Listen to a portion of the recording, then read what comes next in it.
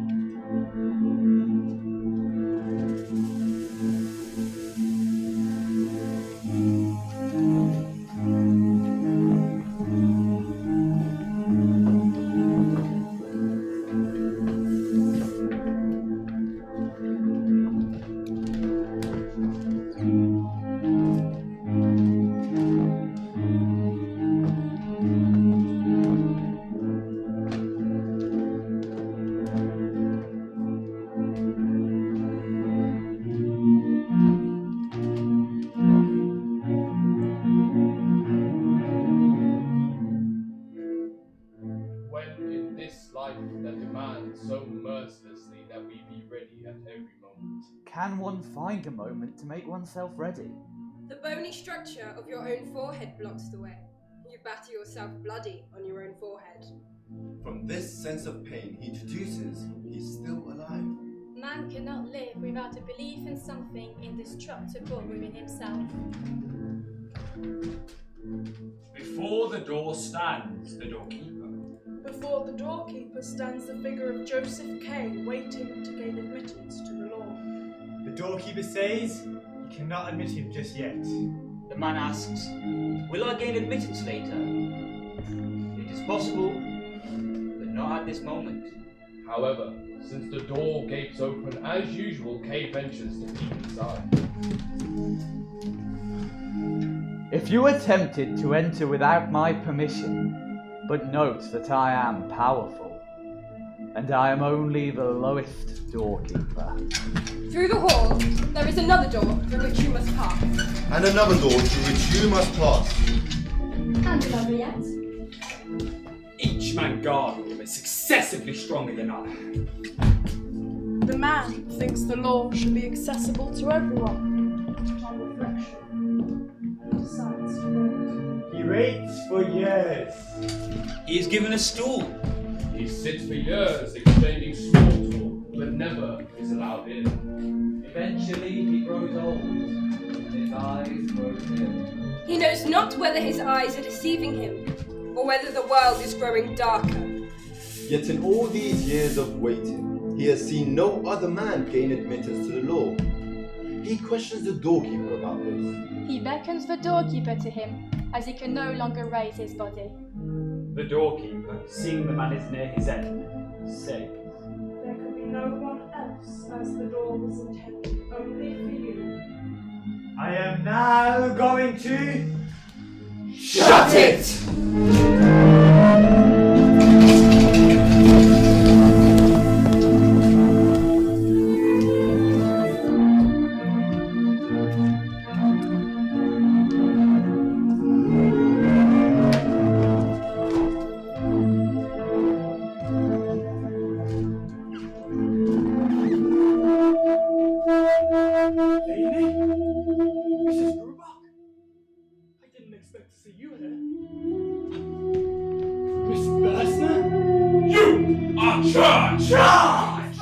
Arrested! Which in turn leads to prosecution. sentence! Execution. Charge! In fact, Arrested!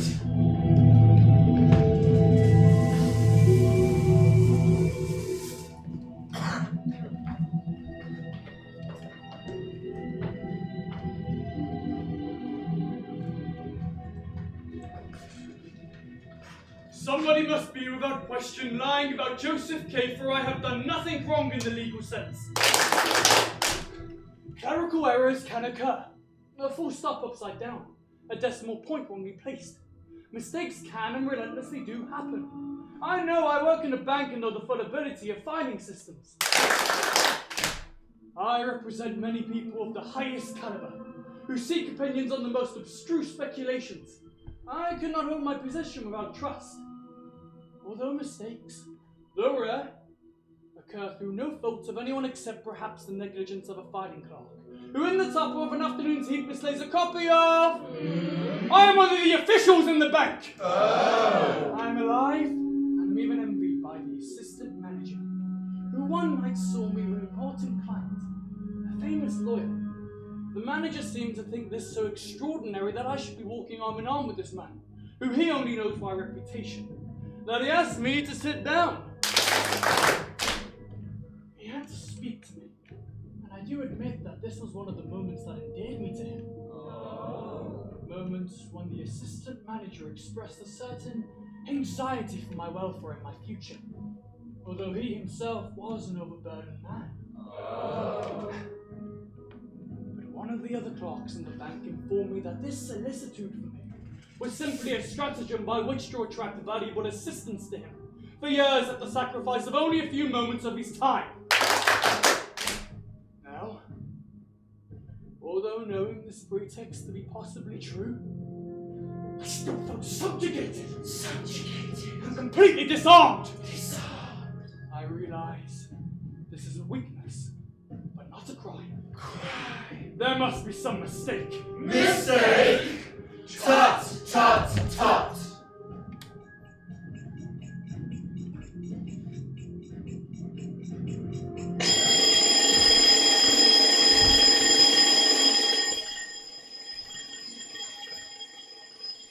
It was 8 o'clock, and the city came to life.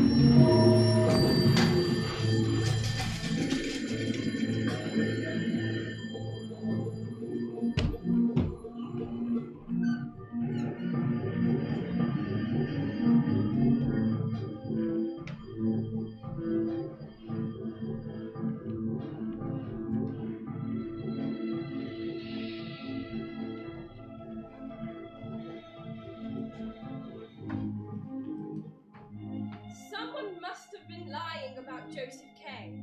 But without having done anything wrong, He was arrested one fine morning. His landlady, who always brought breakfast at 8 o'clock. Failed to appear. That had never happened before. Hey, waiting a little longer. People opposite seem to be staring at him with distinct curiosity. Then, feeling put out and hungry, he rang the bell.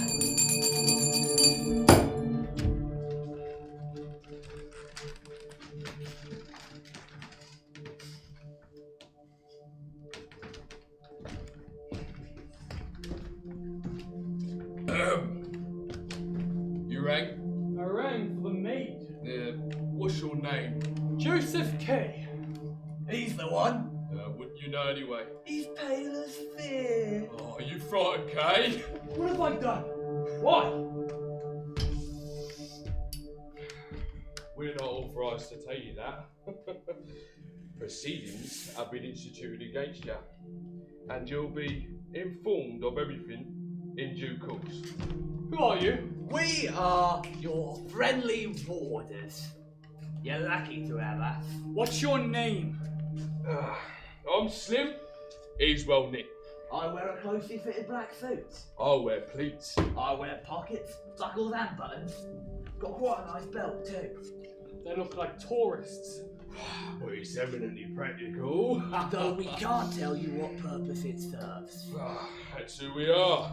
And with your kind of luck, you can be very confident.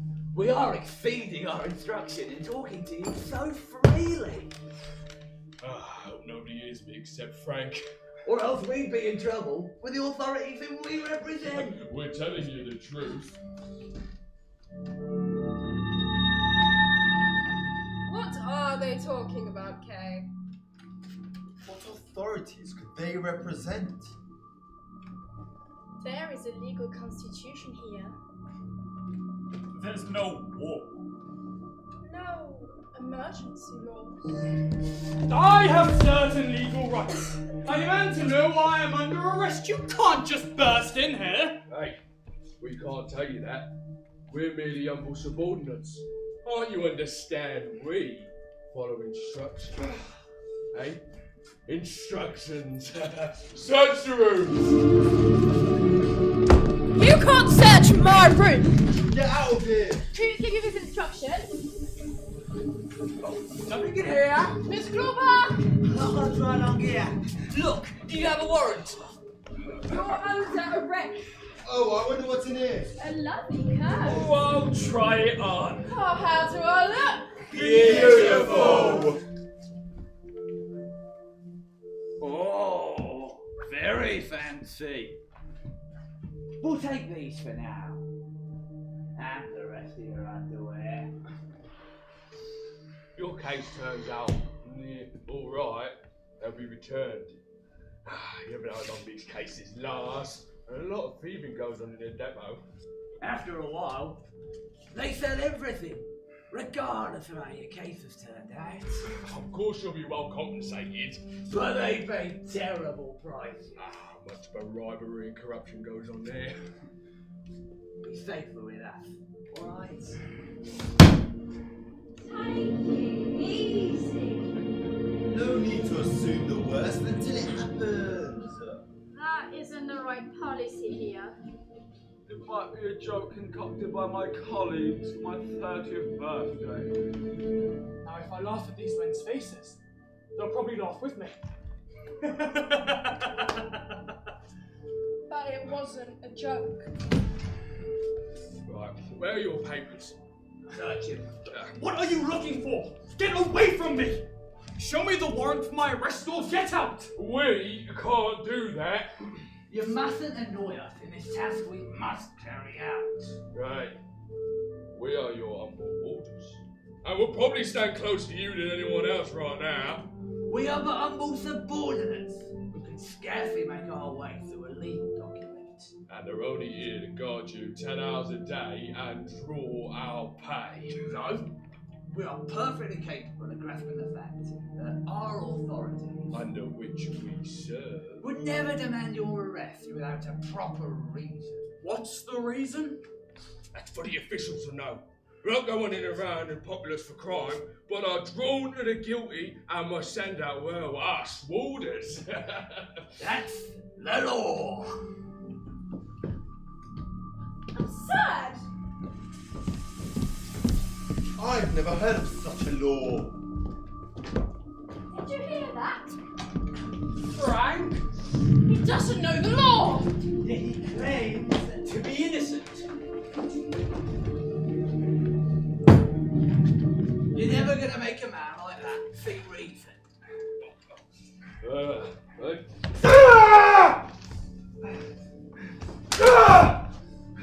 Mrs. Brubach! Please come in! Why didn't you come in? What do you want her for, eh? I want my breakfast. Do you hear that? He started again.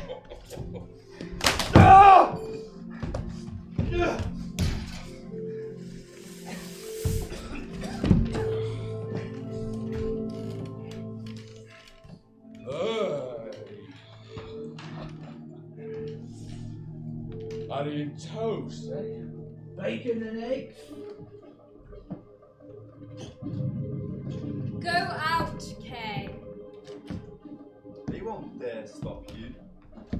And if they do, It will bring the matter to a head. They'll have to give proper reasons to keep you. But if they did seize me, I would lose my superiority, which in a sense I still have. I feel fit and confident. True, I may miss my work in the bank this morning. But nobody's making heavy weather of that. Considering the high position I hold there. should you give her real reasons for your absence? They'll never believe it. Who would believe it? No! The best course to take is to follow the natural train of events. Do nothing, and see what transpires.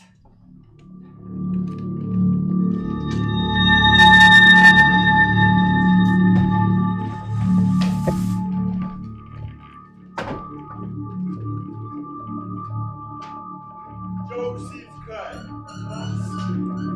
Hey, not yet. Not like that.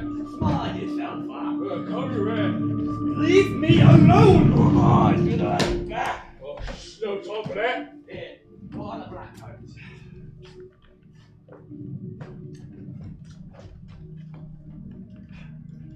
Ah, Mr. K. I imagine you were surprised by this morning's visit, eh?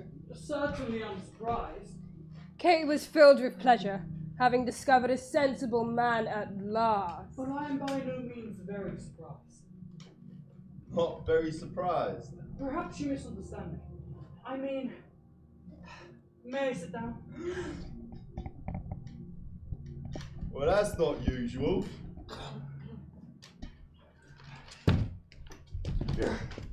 I mean, of course I'm surprised.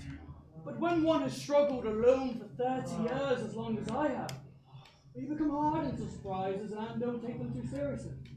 Particularly this morning. Why this morning? Look, I don't say that the whole thing has been a joke. I don't say that. I mean, it would have to be a pretty complex joke, yes. I mean, the whole staff of the boarding house would have to be involved, as well as your people. So I don't think it's a joke. It's no joke. But on the other hand, it can't be very serious either, since I can't recall the slightest offence that might be charged against me. But even that's of no importance. The real question is, who accuses me? Who? What art? What authority? Are you really pleased? Where's your uniform? You don't call that a uniform? It's more like an outfit for the fireman's board! Ha ha ha! Silence! Gentlemen, I only want a clear explanation. Settle that, then we can go. You're labouring under a great illusion. Right, I can't tell you anything because we don't know. We don't know what it is you've done or who accuses you. All we can tell you is that you're under arrest. That's all. I was asked to inform you of this, and that's done. And I've observed your comments. We can say our goodbyes, and you can go back to work, eh? How can I go to the bank if I'm under arrest? Right, you don't understand. Being arrested won't interfere with you going about your everyday life. Then being arrested isn't so bad. Who said it was? In that case, why inform me of it if it makes no difference? Because it's my duty. Stupid duty. Right, that may be. I'm not forcing you to go back to work, but I'm assuming you'd like to. Now, to make your late arrival less noticeable, I've detained your colleagues to take you back.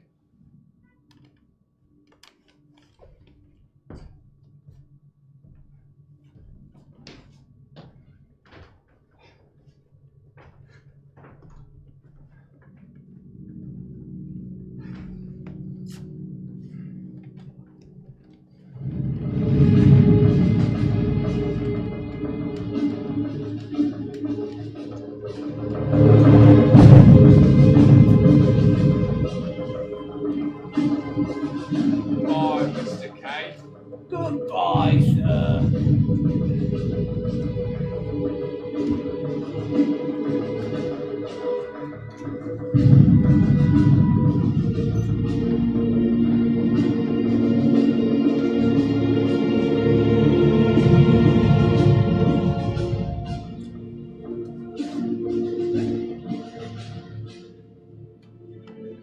I didn't recognize you before.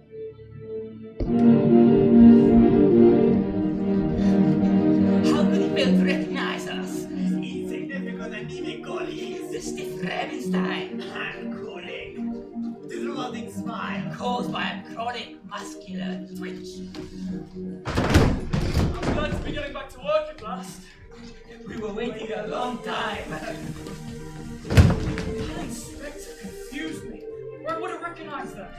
He doesn't seem to show much presence of mind. Very subordinate employees to be recognized, huh? I must be careful from now on, to keep my wits alert. You know, strange as it may seem, this is just the moment when I really would have liked a friendly chat with them. But suddenly, we were tired. And I can barely face it with my nervous grin. Unfortunately, the right to humanity Could not be made subject of live conversation.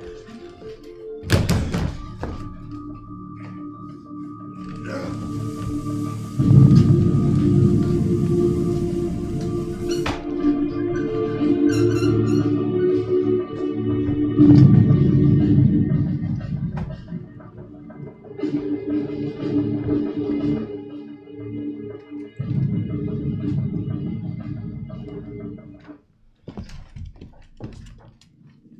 morning, Mr. K. Good morning. Hello, can I help you?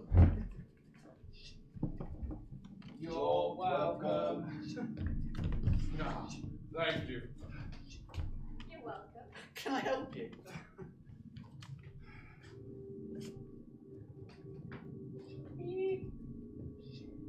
Happy birthday, Mr. K. Thank you. I'd like to say on the occasion of my 30th birthday. Yoo-hoo! Telephone, Mr. K. Hello, Joseph K. Forgive me for interrupting you at your work. Your investigation is proceeding normally. Seeming that we wish to disturb you as little as possible, we thought Sunday might be a convenient time to hold interrogations. If not, we can conduct them at night, but then perhaps you would not be fresh enough. Of course, it is understood that you must appear without fail. What happens if I don't come? We shall know where to find you. You are to report to 14 Julia Street. Did you hear that, Mr. K? You are to report to 14 Julia Street. What name? I'm cut off.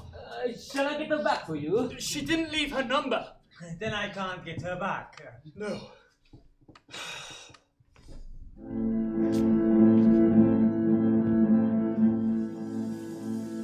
Good night, Mr. K.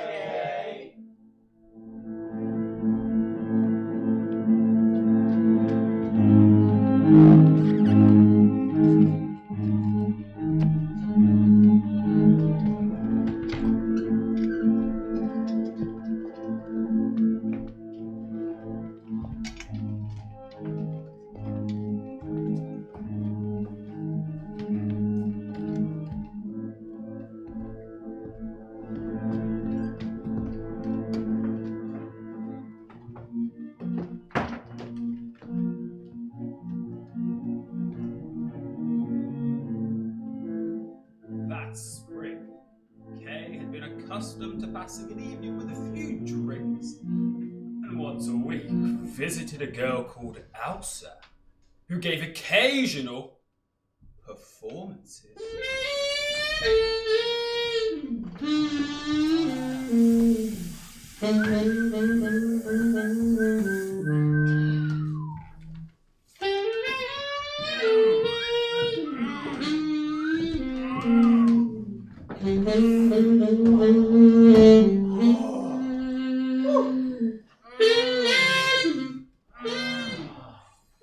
But tonight he resolved to go straight home.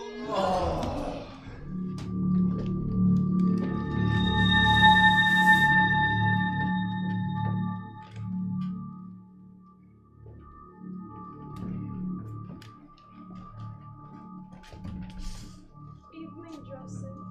Still working, Mrs. Gruber. There is a lot to do. I'm sorry to bother you so late. I should apologize for this morning, giving you all that extra work. I mean those men that came this morning. It didn't bother me in the least. She seems surprised that I mention it at all. It seems to think that it's not quite right to talk about it. All the more reason why I should. It might have given you much more work, but it won't happen again. No. It won't happen again. Do you really think that? Yes, Joseph. And don't take it so much to heart. Lots of strange things happen in the world. I must admit, since you've been so frank with me, that I listened behind the door. And those two men told me a few things. Not all bad. You are under arrest. Certainly, but not for anything criminal. It's something special with you. Something almost learned about your case. Am I talking stupidly, Mr. K? No, Mrs. Gruback, no. I agree with you. I was unprepared. I didn't want to speak about it, but I wanted your opinion. I'm glad we're in agreement. Let's shake on it.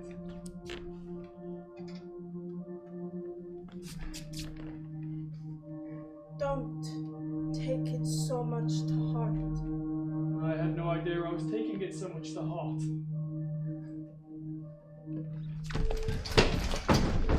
Is Miss Bursner in? No. She is at the theater. Still working. Shall I leave her a message? No, no. I only wanted to apologize. Those men searching her room today. There is no need. Everything is put back just as it was. All nice and tidy. You know, she is often late. Oh, still, young people are like that. Yes, but it can go too far. How right you are. I have nothing against her. She is a dear, good, kind girl. Decent, punctual, industrious, full of good qualities. Except... Except what? Oh, I shouldn't say. But I have seen her with a different man twice already this month. So? Oh, it worries me terribly. I can't sleep for waiting up for her. And that's not the only thing. I have been suspicious of her for a while now. You're wrong! You're quite mistaken. You misunderstood my remark about her. It wasn't meant in any way. And I must warn you about saying anything about her. There isn't a word of truth in what you say. Oh, don't go. I didn't mean to offend you. You are the only one I have spoken to. After all, I must keep my house respectable. Respectable? If you want to keep your house respectable, you can begin by giving me your notice. Oh, Joseph! You know I would never give you my notice. You've known me long enough. Don't say such a thing. Sorry. I didn't mean what I said. We misunderstood each other, that's all. It happens between friends.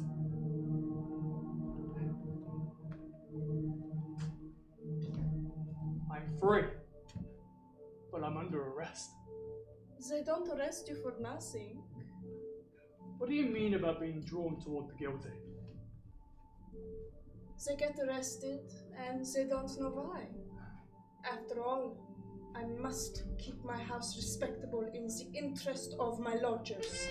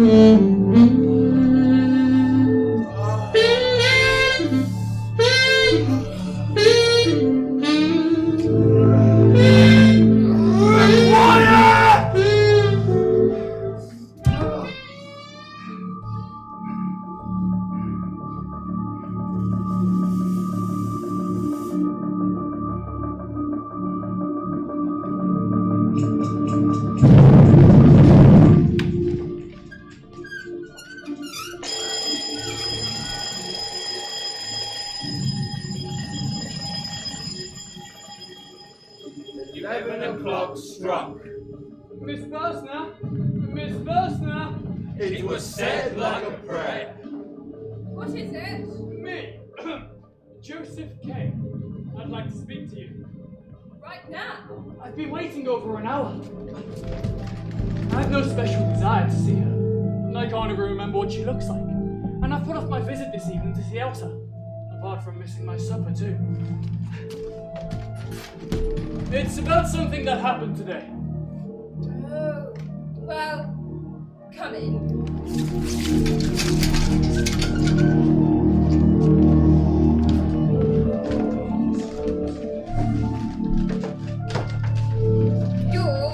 the whole house up.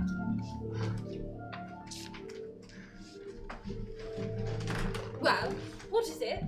Oh, your say could have waited. It's not that urgent. Get to the point. That's just what I'll do. Oh, I wanted to apologize. Some people searched your room. My room? Strange people against my will. Well? That's so. Anyway, you've apologized now. And the room looks undisturbed, so I forgive you. But I haven't come to the important bit. Oh, there's more. I was arrested this morning. No. Yes. Oh, how exciting! Why you? Exactly. Why me? You think I must be innocent, eh? Oh, I don't like to commit myself just like that. Oh. I don't know you, do I? Well, it could be a serious crime. Yet you're free right now. Well, and you don't look like you just escaped, so I presume it's not that serious. It's not serious, but they suspect me of something. I see. Do you have any legal experience? Not legal, no. I'd like to, though. Well, the law has a special attraction to me. In fact, I have a job in the law office next week. Then perhaps you can help me in my trial. You just need some advice? Exactly. Well, tell me then, what is it about? I don't know. That's the trouble, I don't know myself. I was arrested. No interrogation, nothing. They just poured in. Oh. What was it like? Terrible! You're taken completely by surprise. Oh, I wish you'd change your position. I can't concentrate. Yes, but what happened? I'll show you. But I have to move about a bit. What on earth for? So do you understand? Well, if you need to, for your performance. I have to show you where the various people are.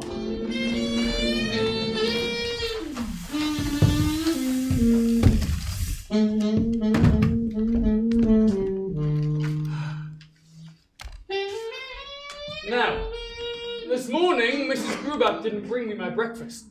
Strange for her, so I rang the bell. And in they come. 2 of them. Oh! To set the scene properly, a white blouse is dangling from the window latch. Anyway, these 2 come in. One great huge ape of a man, and another tiny dwarf-like creature. They started to search. They went through the drawers, and they went through the cupboards. They even looked under the window ledge. But I had nothing to hide, so what were they looking for? Then, they started to search me. Now, I may seem timid to you, Miss Burson, but I assure you I'm not. I allow no man to walk over me. A quick elbow into the stomach for the big one, and the little one saw the power of my left coming and scuttled his way off into the corner. Then on floated this great inspector. Huge pompous man he was. Oh, you've never seen such pomposity in all your life. But of course, with the police in the building, the neighbours couldn't keep their noses out of it. So there they were, scuffling about on the landings, in and about the stairs, discussing my affairs. Anyway, the inspector comes right up to me and says, Joseph K, do you realise what time it is? Pardon? You're keeping everybody else away. And I have to get up early in the morning. Are you alright, Miss Burton, huh? We thought he was disturbing you. I'll get the police!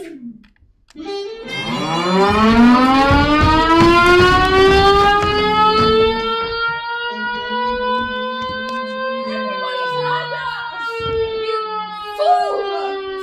I'm sorry. I'll put everything right. Go quickly! Hurry up and go! listening. You're not angry with me. No. I'm never angry. You're sure?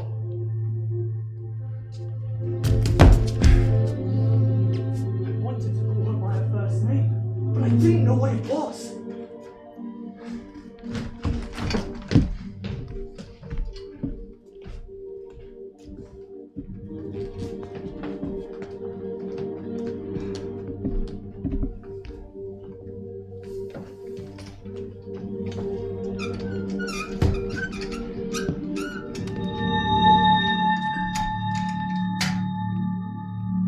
That inspector confused me. Though they had to come here, it can't be the bank.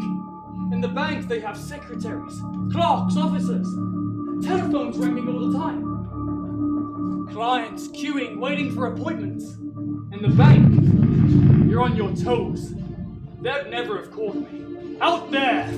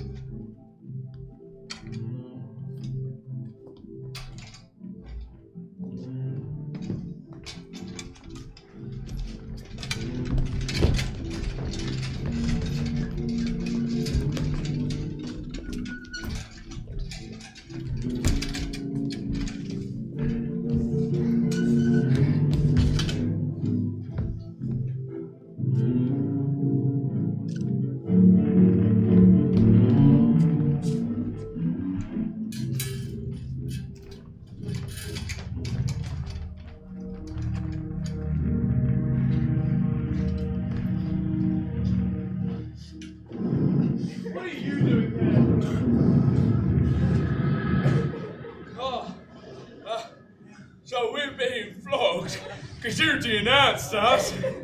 You said we stole your linen. No, of course we shouldn't have. But if you knew how little they pay us, eh? It's tradition that wardens keep shirts and linen. Oh, because it's no use to you once you've been arrested. I've got a family to feed. Frank wants to get married. Why did it ask us? Oh, we would have been promoted to witness very soon, but for your confession. I only told Miss Bursner. Oh, the law found out, eh? Our careers are ruined, and now we have to take this terrible beating. Was it painful? Painful? It's terrible. Shut up!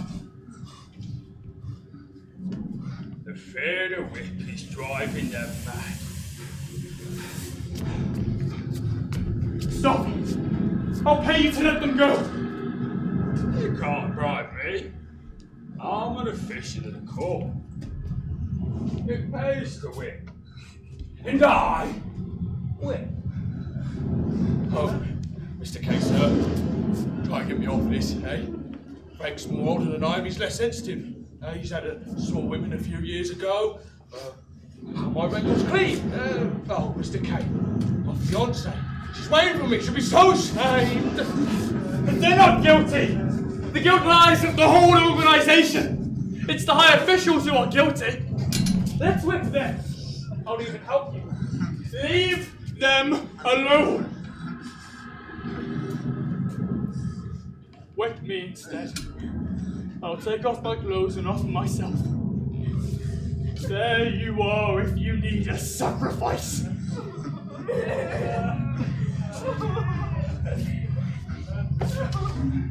I must try to sleep.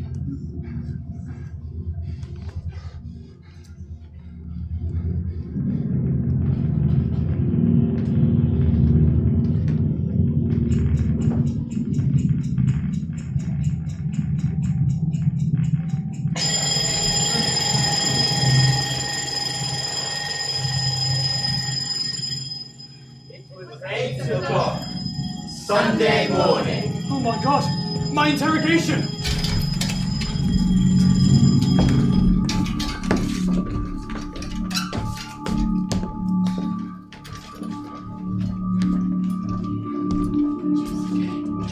I wonder when I get a summons. Inquiries must take place first. They follow each other more regularly as time goes on. The interrogation must be very thorough. Bad news, Kay? No. Everything's fine. Hello, Kay. Would you like to go to a party at my office someday? There will be some very virtual people there. Sorry, I have a previous engagement. Pity. The assistant manager asked him to a party on a yacht. How important Kay is at the bank. It's just that my friendship is valuable to the assistant manager. I humbled myself by inviting you, though I only dropped in casually. My case is underway. I must fight it. The first interrogation must be the last. It may be the first of many. They hung up and didn't tell me to ask for. Shall I get them back for you? She didn't leave her number. Then I'll get them back for you. You are to report to 14 Julia Street. What street is this? It's, Julia Street. You're there, Kay! Ah!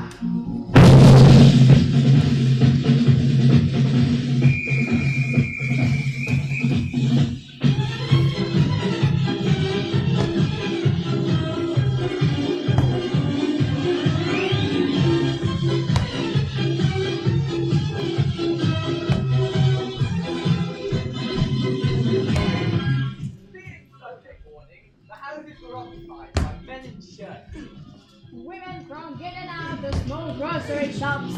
A flock of peddlers with. No truth is being murdered by an organ grinder.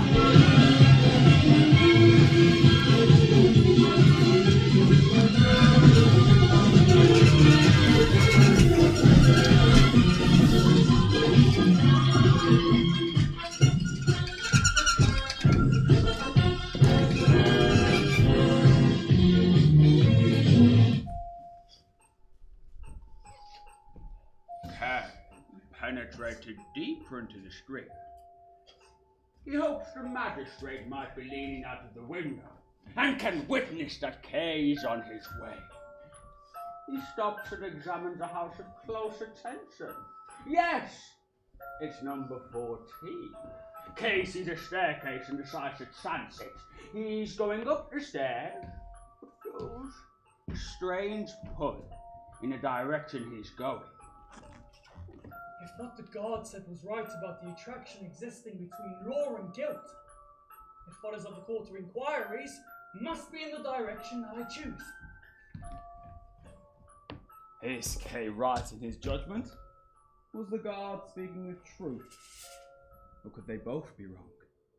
Kay reaches the first floor. He could not really ask for the court of inquiry, yet he wants to see the rooms. He invents a carpenter called... Lance! The first name that comes to his head! Does the carpenter Lands live here? Never heard of it. Does Lands live here? Not here. Lands? Not you. No. No!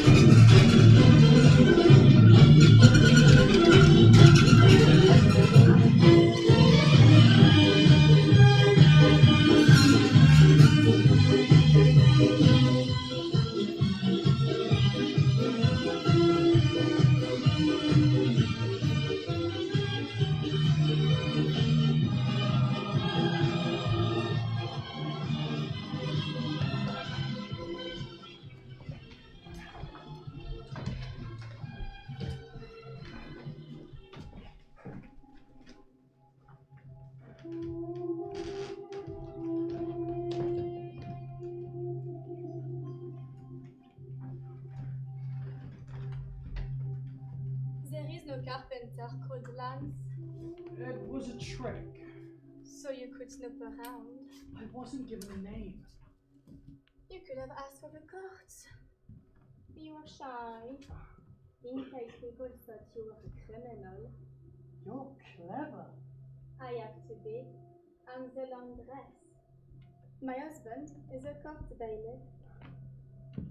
Would you like me to say something to the examining magistrate for you? You know him? Of course. We live here hand-free. As long as we clear out and the cases are on. You're arrested, aren't you? I stand accused, yes. Why? Do you think you can help me? Oh, I'd love to. It's so horrible here. You might be able to improve things. I'm not here to improve anything, except my own case. How shall I help you? Quick, show me the law records. We'll see once and for all what I'm charged with.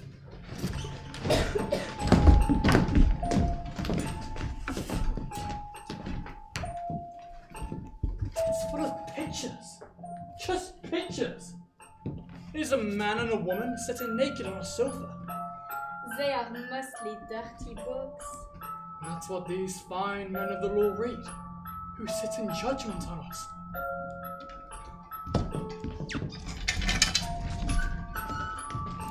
Greta, where are you? I'm on page 2. Ooh, come here, you naughty girl.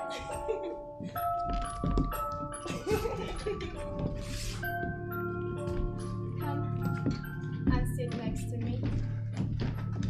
You have lovely dark eyes. I've been told that I have lovely eyes too, but yours are much lovelier. So that's what this amounts to. She's offering herself to me. She's corrupt just like the rest of them. She's bored here and makes up to any stranger that takes her fancy with compliments about his eyes. If there's no session, I may as well go. Please don't go. You mustn't go away with the wrong idea about me. Please stay a little longer.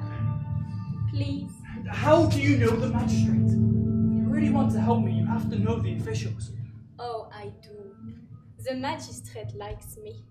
Last Sunday, he came to my room in the middle of the night. I woke up, found him standing by the bed. Where was your husband? In bed with me, of course. What did your husband say? Nothing. He's a deep sleeper. He didn't wake up. That's terrible. I was so startled. I almost screamed. But the magistrate was very kind, and he said he would never forget the picture I made lying asleep in bed. Oh! And yesterday, he bought me some stockings.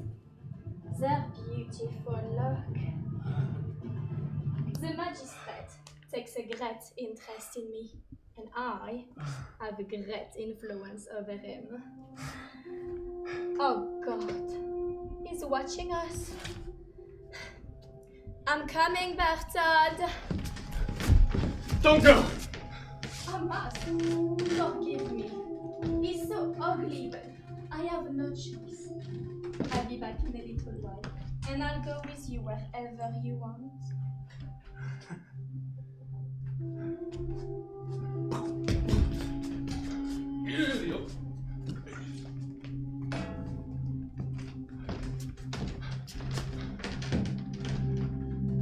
And you can do whatever you like with me.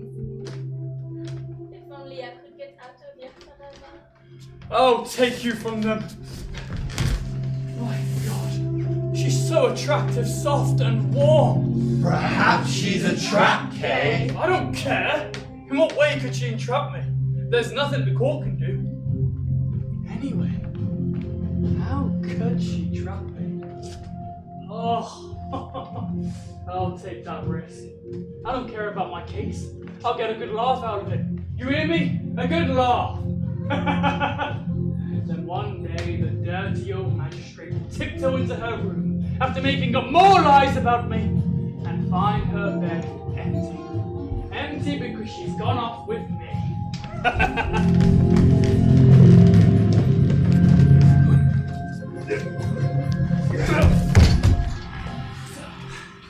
That supple, voluptuous, warm body under that dress belongs to me and me alone. Ah! Go away! Huh? There's nothing stopping you. You won't even be missed. In fact, you should have gone the moment you saw me. I hear you're a student. So? Then you've a long way to go before becoming a judge. Ah! You shouldn't be allowed to move around at large like that, huh? You should be put under house arrest. I told the magistrate that. Come away! Oh no, you won't get hurt. Ha ha! There's no use. This little monster won't let me go. You don't want me free. No, you don't understand. He's only taking me to the examining magistrate.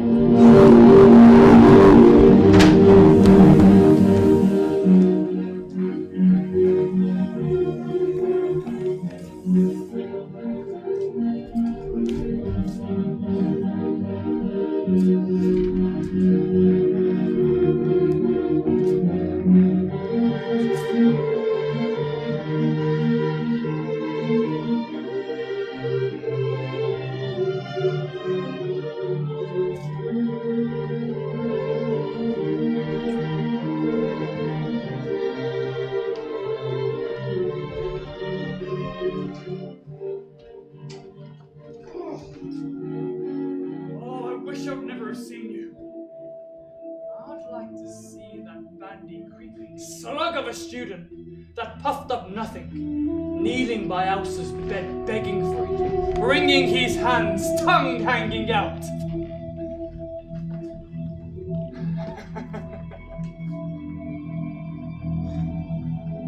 This picture pleased Kay so much that if ever the opportunity came to take the student along to see Elsa, I don't even believe she was going to the examining magistrate. It's all a part of their plot to take you off guard.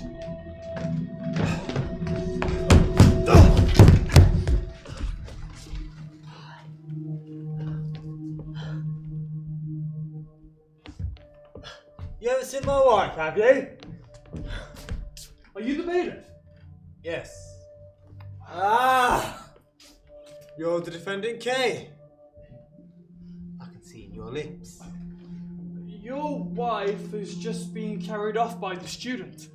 I was just speaking to her a moment ago. Ah, no! And it's Sunday too. Get all this carrying away from me. Even on my day off.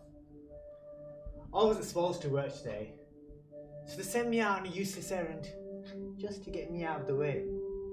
But they never sent me too far. Just to give me a little hope of getting back in time. If I hurry. So I run as fast as I can. Just to save time, you know? And then run back again at top speed. Yet that student always gets here before me. He has so far to go, you see. I wasn't so worried about my job. I would have crushed that student long ago. I dream about it daily. Flattened out, squashed flat, arms and legs nailed through the ground. It's just a dream. Is there no other remedy? Not. And it's getting worse.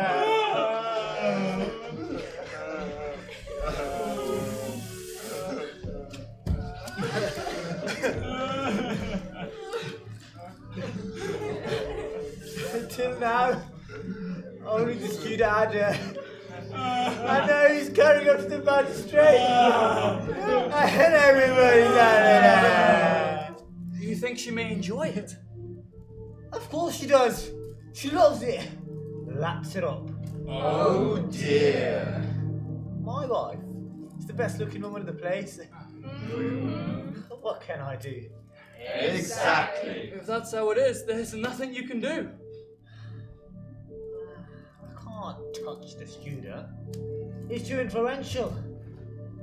That's why nobody would do it for me. Someone like you could do it. Why me? You're under arrest! You've nothing to lose! What do you mean? All cases are a foregone conclusion. Not in this case, they're not. Anyway, I'll see what I can do about the student. I really would be grateful. Will the bailiff please report upstairs? I must report back upstairs now. Would you like to come with me? I've no business up there. The defendants are waiting. You're not the only ones accused. Really? They're all accused. All waiting.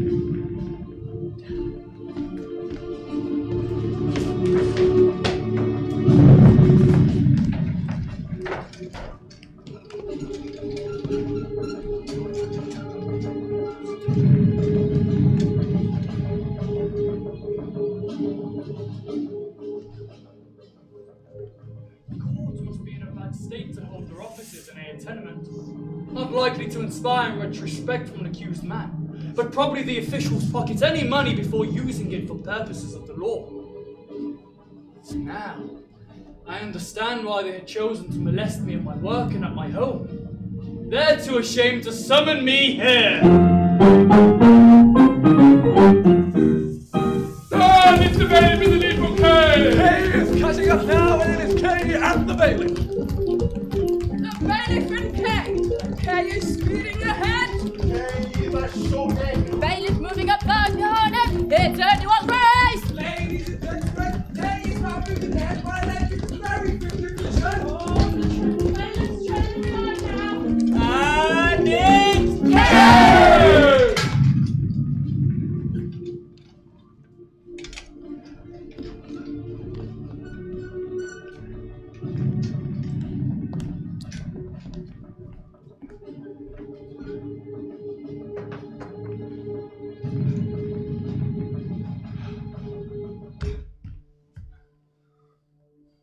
Just a few of us today, because it's Sunday.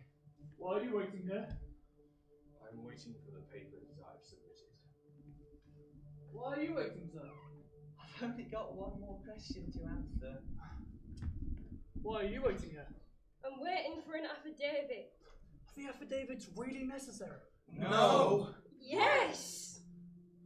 Oh, Mr. Case, sir. I know why you're waiting here.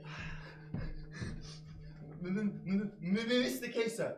You're waiting because you. Why are you waiting here? I'm not like the others. I came by car. I have an appointment here at 10 o'clock. It's 11. He's late. Mr. Case, sir. I remember now. It's so obvious. I keep forgetting.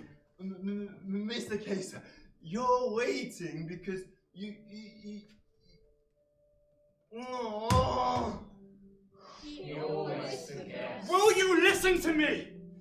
Tell him not to shout like that. What does he want?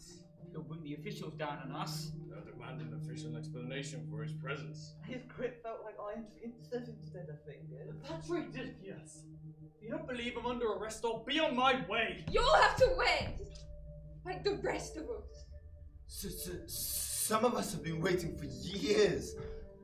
I stand accused like all of you. I only want to know the dates of my interrogation. Perhaps he's come out of curiosity. To see us withering here. What a spy! Curiosity leads to spying.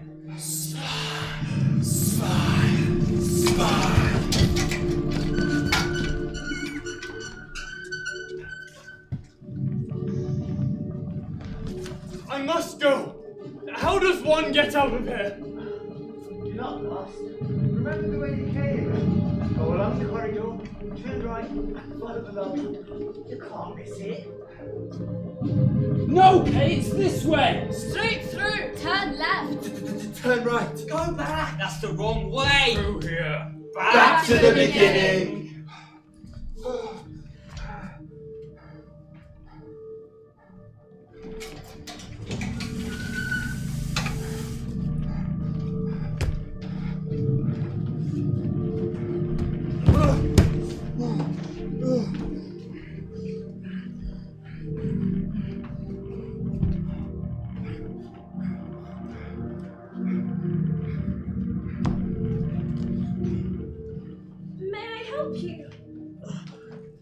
feel dizzy, don't you?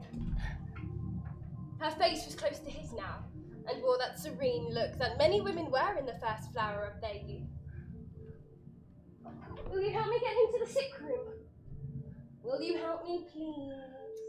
I fancy, said the man who was stylishly dressed, wearing a conspicuously smart black waistcoat, ending in 2 long, sharp points, that the man's sickness is due to his prolonged stay here, and that what he would really like most is not to be taken to a sick room at all, but out of these offices altogether.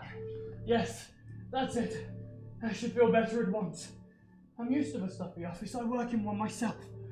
But this is too much. I'm not so weak, not really. Just a little support under the arm and I'll be fine. Aha! You see, it's only here that he feels sick. Nowhere else. But of course I'll show the man the way out. Don't let his laughter bother you. Well, he's really quite clever, since he's our information chief, and help our people with their problems. Since our procedure is not well known among the populace, go on, ask him a question. He has the answer to everything. That's why he's smarter than any of us. Do you have to tell him all of our secrets? I had to explain why you laughed. It might have upset him. Do you want to go back to where you came from? I must go. I really must go. He says he must go, but makes no attempt to leave. You show a man 1,000 times where the way out is, and he just stands there. Would you like to stay here? No, I don't want. Rest.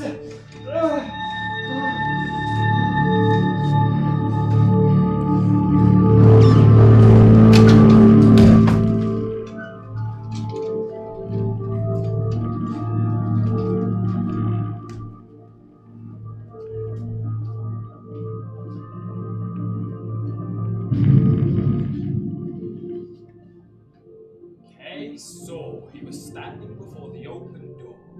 All his energies return in an instant to gain a foretaste of freedom. His feet are already on the floor. Wait, no! Thank them, Kay. Shake hands with them. That's right. With all of them. You may need them again. Now go. Hurl yourself down the stairs. You stride down the stairs so gallantly you are surprised at the soundness of your own constitution. Could it be your body's preparing itself for the rigors you have to face for the trial ahead? Oh no, he's stronger than that! Our hero's not going to crumble easily.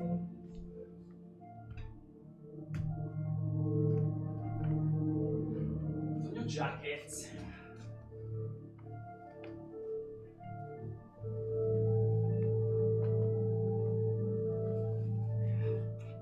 Your scarf.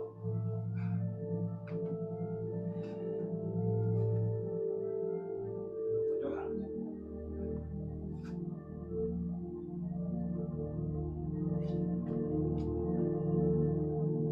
Old habits die hard.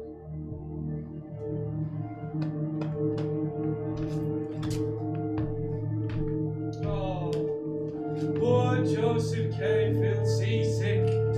He imagines himself in a ship in heavy seas. With the waves roaring and breaking over him. And he being pitched and tossed from one end of a ship to another. Without ballast, without guidance. The rudderless ship with the clients of the corpse rising and falling. Being swept into waves. What would your father say about this, Kay? My father's dead. Only to you, Joseph. Only to you. Joseph! Joseph, what have you done? Joseph, are you listening to me? Father? Father! Is that you, Father? Oh, you know who it is, Joseph. How can you sit there so calmly with a criminal case around your neck? The calmer I am, the better. What is it you have done? I don't know. It's not the usual case in the usual criminal court. That's bad. Why? I mean, it's bad because things don't suddenly happen. You get indications. Oh, Joseph, how pale you look. You should go home and rest. Joseph, you are so weak. You need to build up your strength for the trial ahead of you. They probably wouldn't let me go anyway. Who are they? I wish I knew.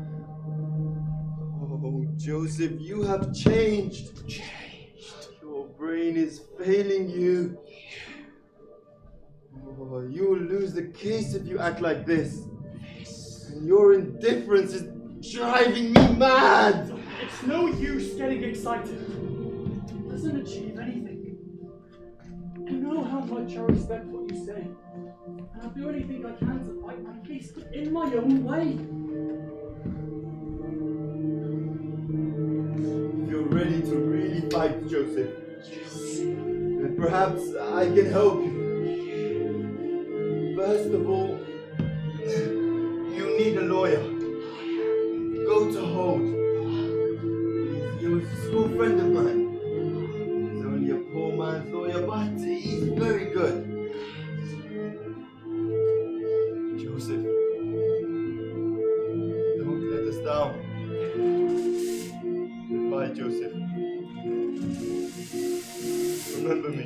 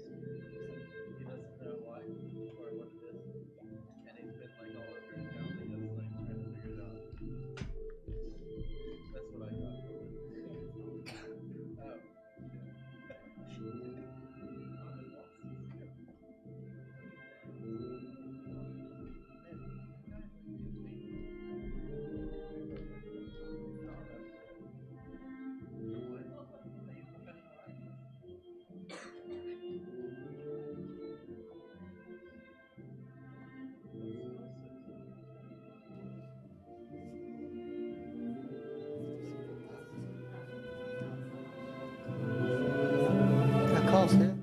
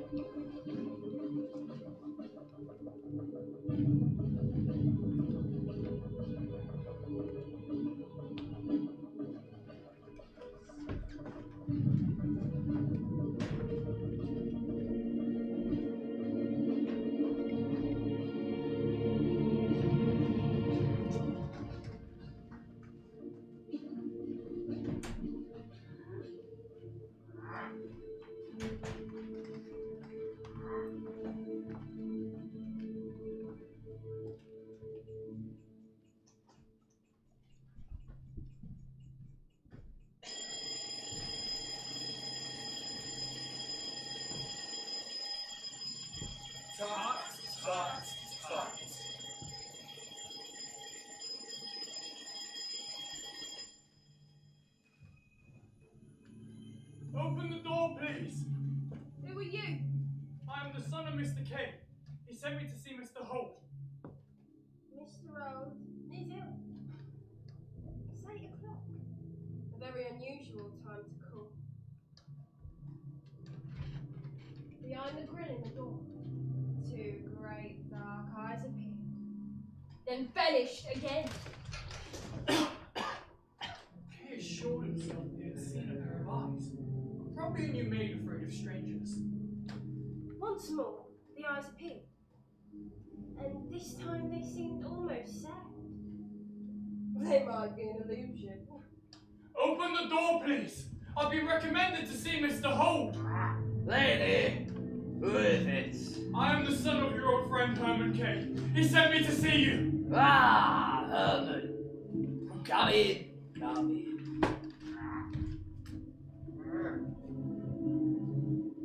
He doesn't come himself, does he? He sends you.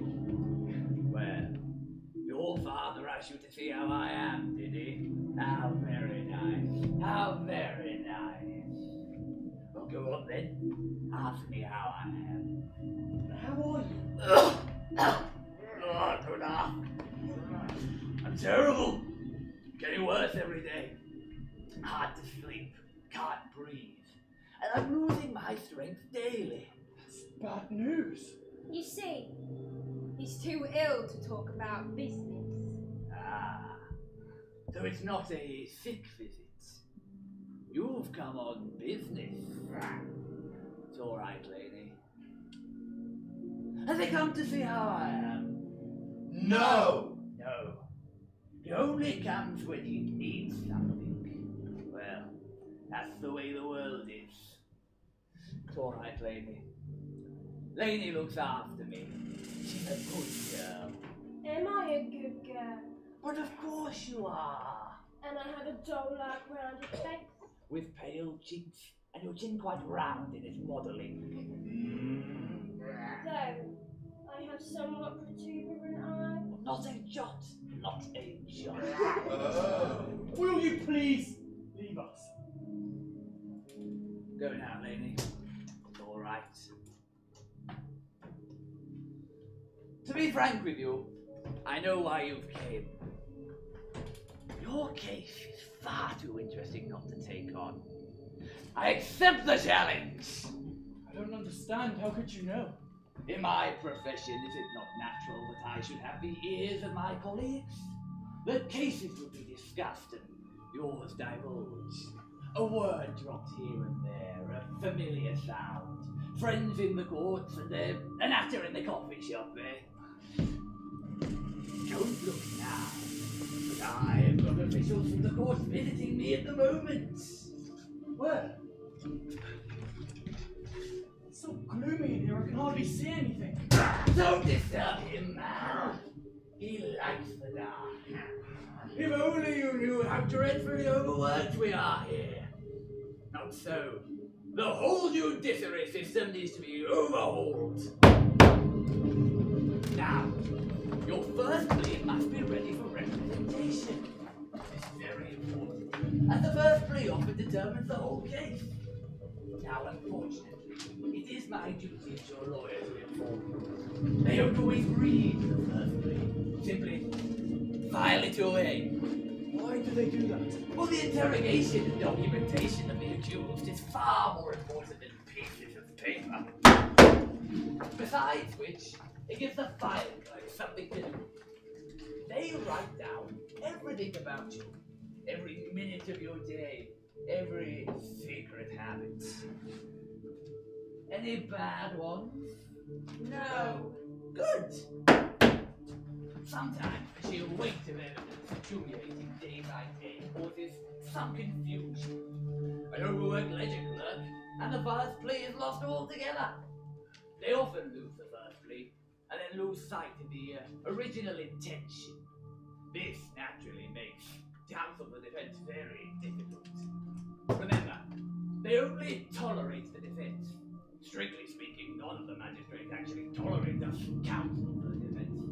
Naturally, it has a humiliating effect on the whole profession. The public would never tolerate that. Ah, but proceedings are not public. They could be, but they're not. Only when the law deems it necessary, which, in this case, it doesn't. But I still don't know of what I'm accused. Tut. Naturally not. The case files containing the charges are not available to us counsel for the defense. Therefore, one never knows with any precision what charges to meet in their first plea. So you can't draw up a plea just yet. But how can I find out if they don't tell me?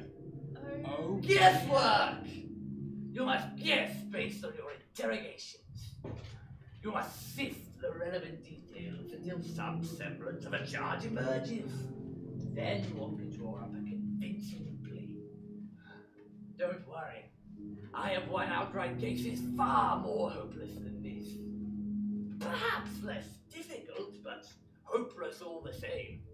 I have broken them down until they yielded result to me. There's a stack of them on my desk, though secrecy forbids me from disclosing them to you. So you cannot know of what you're accused or who accuses you. The defense is not recognized by the judge, and you can't even see the charges. Exactly. Well, there is some difference of opinion on that. The courts see counsel for the defense as nothing more than petty, following lawyers. I tell you, lawyers are abominably treated in the court. Next time you go down there, check out the lawyers. Apart from the humanity which crushes itself in there, and the window is so small that if you want a breath of fresh air, you must stand on your colleague's shoulders. And even then, you end up with chimney smoke choking you and get a black face. And how about that hole in the floor? It's so big that upon stumbling, a man's feet can be seen jutting through the ceiling from the floor below. Well, a complaint's not even the highest authority to have any effect. And we can't even repair it ourselves. Wouldn't it be better to write one's own defense? A short account of my life and the important decisions I had to make. I could explain why I made those decisions and, in retrospect, comment whether I approve or disapprove. In this way, the courts can judge whether I'm capable of crime. Oh no! You need me, Kay. You need me.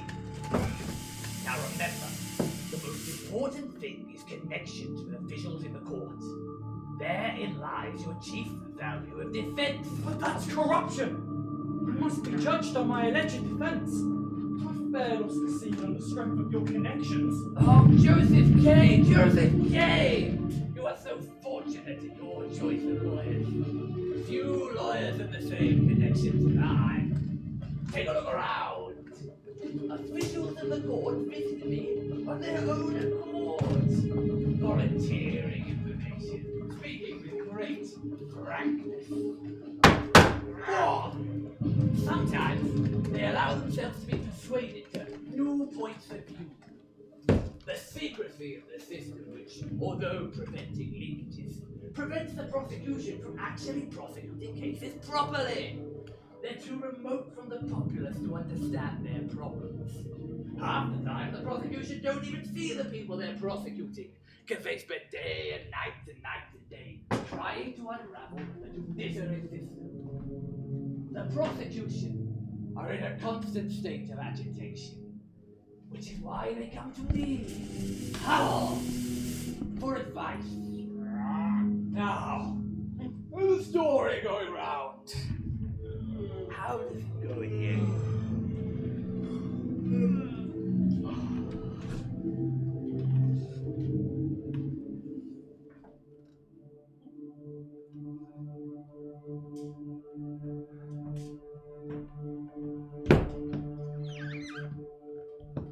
I wanted to talk to you. I wanted to talk to you too.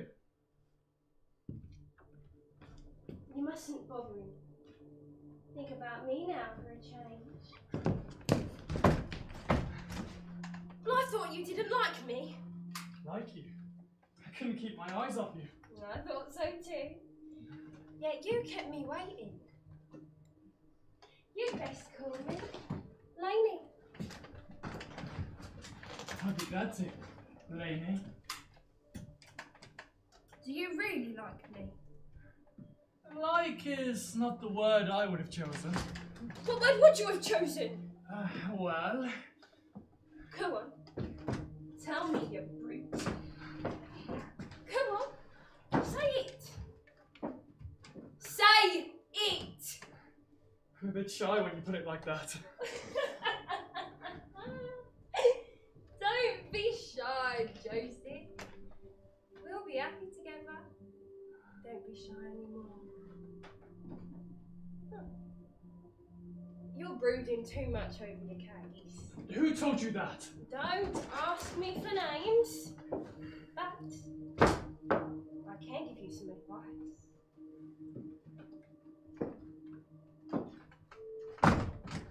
Confess, Joseph. Otherwise you won't get away from him.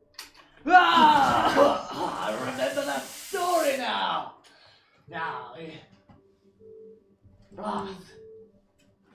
he's gone again.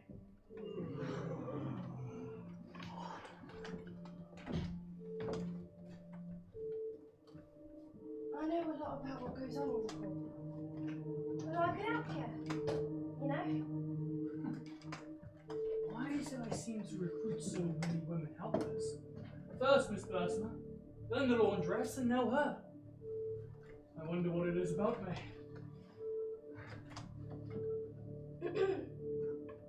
Have you a lover? Yes, And no. I have a photograph here. I don't like her. She's rough and clumsy. But perhaps she's soft and kind to you. Small tough girls can't help being soft and kind. But is she capable of sacrificing herself for you? She's not that soft. So she isn't your lover after all? Oh yes. But you wouldn't miss her if you exchanged her for me? Certainly I would. Oh, you would? Yes. Really? Oh! You've kissed me! Tut, tut, tut.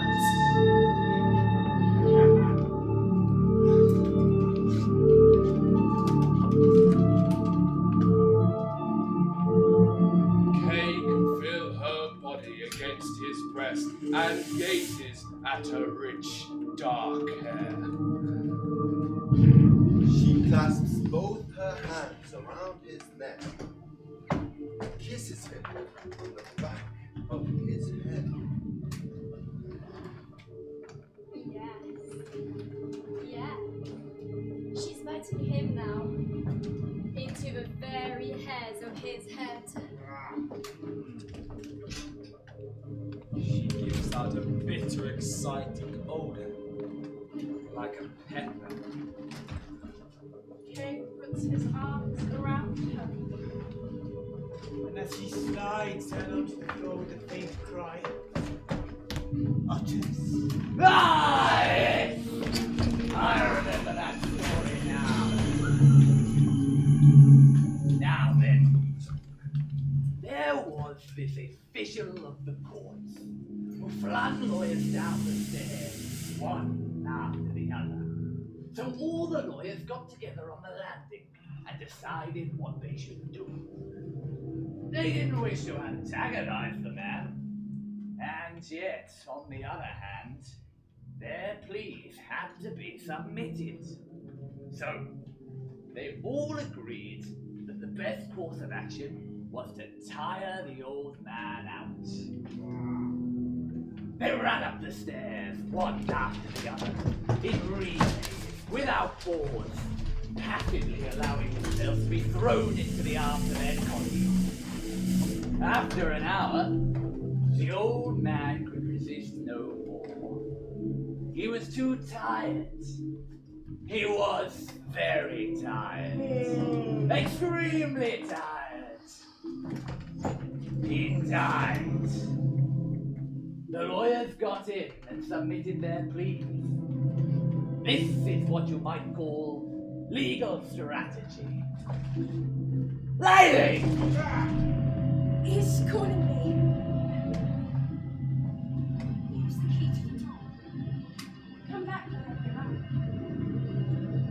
You belong to me now.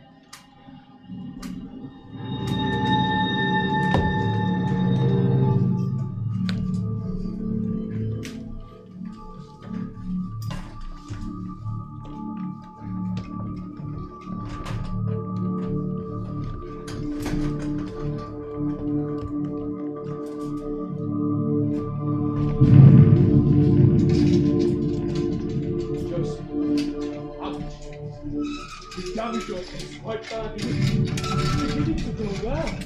Was it? Of course it was. But you hide yourself away with a filthy slut who's obviously the lawyer's mistress. You stay there for hours. She was nice. Doesn't ever seek a pretext. Conceals nothing. Just runs off. And there I sat, with a man in my influence who should have been won over. He makes no attempt. He's not fighting his trial. I'm exhausted by my trial. I want to forget it. He wants to forget what might in the end result in his own death. By no good. Abusing me. How? Who at his parent state is in charge of his case. And what do you gain by this behavior? Nothing but a furtive moment of cheap thrill. I gained something. Oh, yes! What? I saw a painting of a judge. Oh, a painting of a judge! He was seated on a high throne-like seat in great dignity. He looked powerful, so wrathful that one felt that at any moment he might spring up with some violent gesture or pronounce sentence.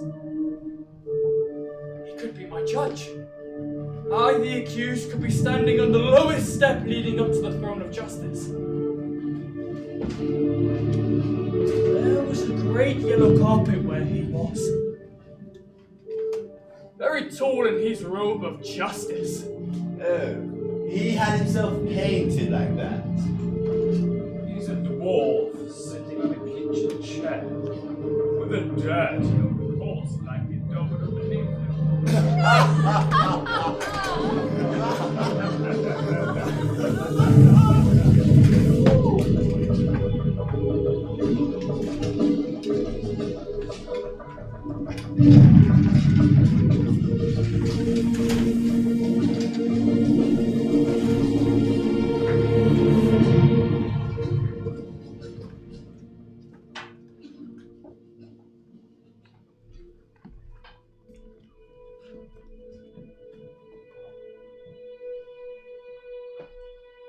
It was winter morning. Snow was falling. Kay was in his office, exhausted in spite of the early hour. He gave strict instruction not to be disturbed. He did not want to be seen in a state of face-saving operation. Instead of working, he twisted in his chair. He sat, motionless, with bowed head. The thought of his case had never left him now. He again considered whether or not it would be better to draw up a written defense and hand it into the court. The advantages of a written defense compared to a doubtful lawyer were obvious. Kay had no idea what the lawyer was doing about the case. Anyway, it didn't matter too much. No one since whole separate. Now the whole do it anyway. To begin with, it's hardly even cross-examined him. There were so many questions to ask. To ask questions was surely the main thing. I must shake off this lawyer. Send him petitions. Urge the officials daily to pay their attention to it. This won't be achieved by sitting meekly in the attics of the court with your hat under the seat. I'll draft it in my lodgings at night. And if the nights aren't long enough, I'll go and shift work. The whole of my life will have to be written out. Every moment called to mind, down to the smallest action. Examine it in every detail. The court will encounter a man that stands up for his rights. And if I use the same energy as I use in the bank, there'll be no doubt about the outcome. But if we are to achieve anything, we must banish from our minds absolutely the thought of my possible guilt. There is no such guilt.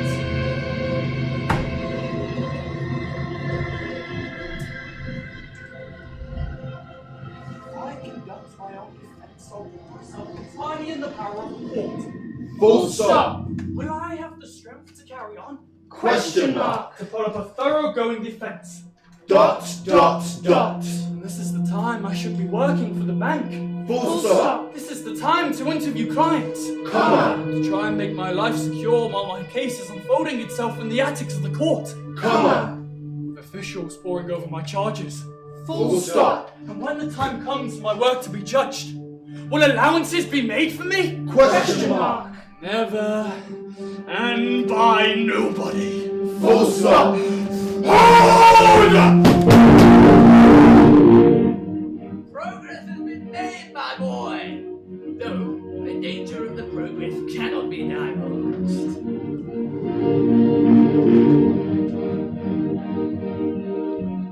Your case has simply reached a stage where further assistance rules in far-off remote courts, or even the accused are beyond reach of a judge. So you came home and found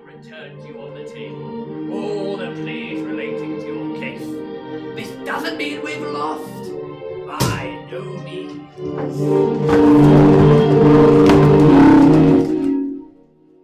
I know altering your into this town will cause you to lose your footing and fall to destruction. Let the lawyers do their work.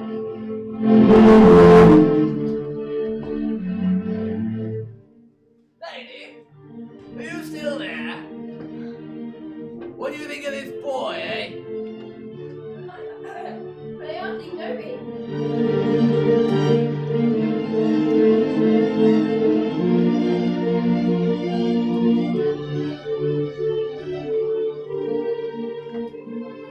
At last, Kay had made up his mind to take the case out of his lawyer's hands. To screw himself to this decision cost him a lot of energy. But he was resolved.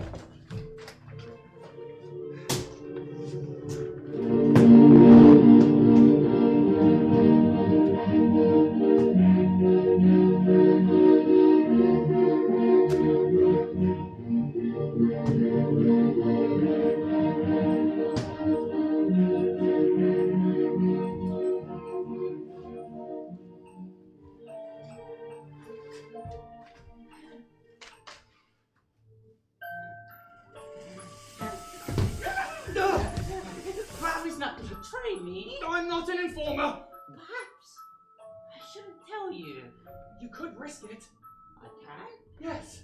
I'm the lawyer's only real client.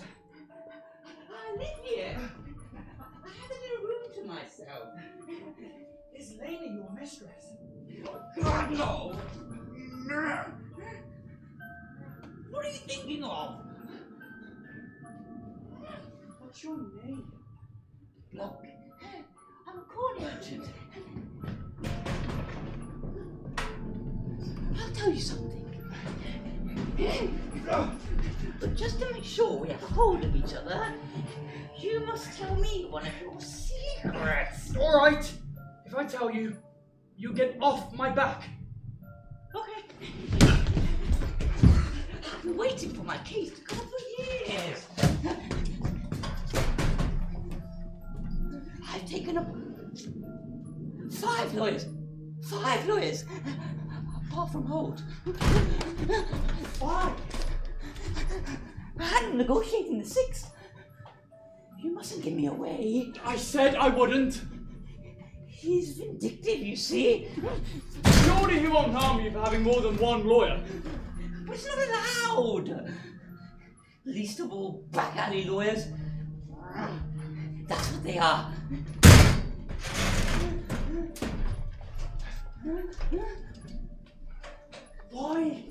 Why do you need so many? I don't want to lose my case, you understand? I spent all my money on it. I sold my business, which once filled the whole floor of a shop building.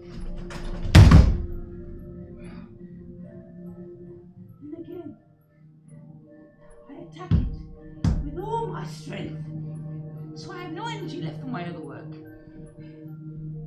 How can I? What do you think? Could you?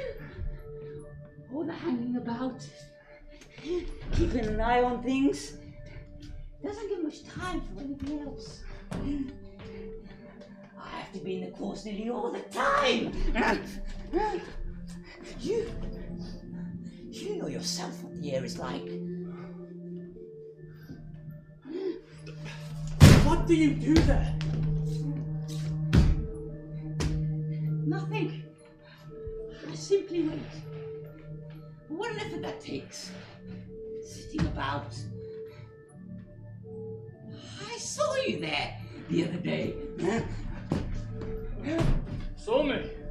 What a coincidence. You were in the lobby when I passed through. It's not such a coincidence. I'm there nearly every day. We knew you were an accused man. The accused are tired and distracted and take refuge in superstition. Even the bailiff said he saw on your lips the sign of your own guilt. Silly, isn't it? On my lips? There's nothing peculiar about my lips, is there? Of course not.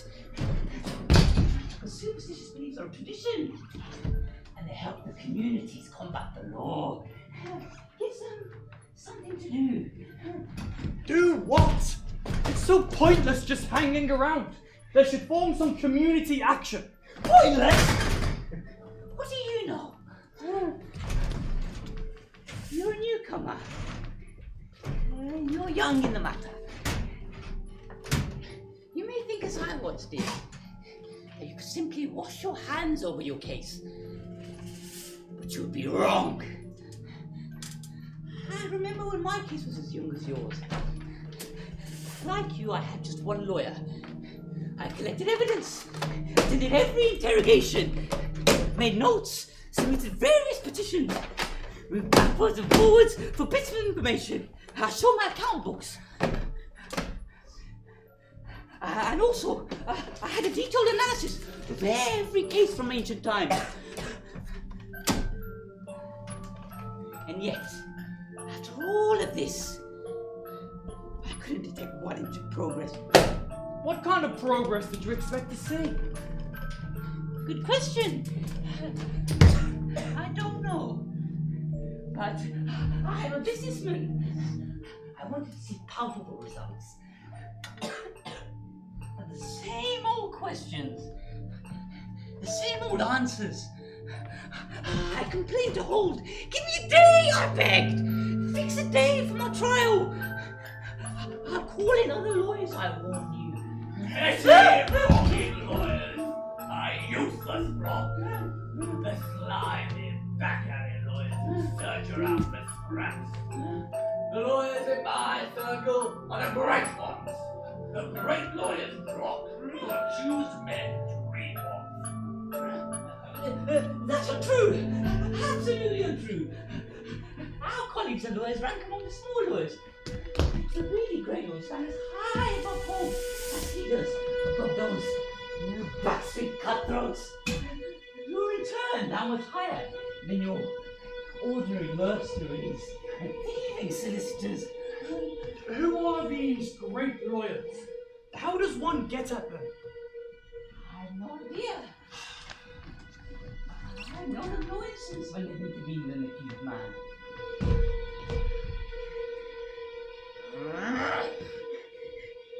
They take on the clients they wish. Put it out of your mind.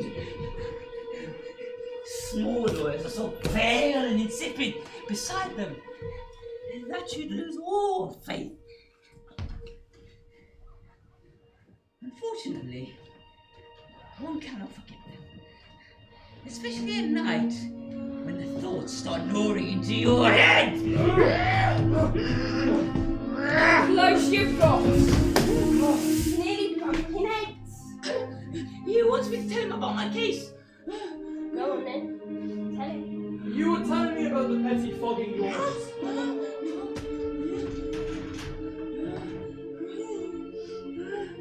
Go to him. He wants you.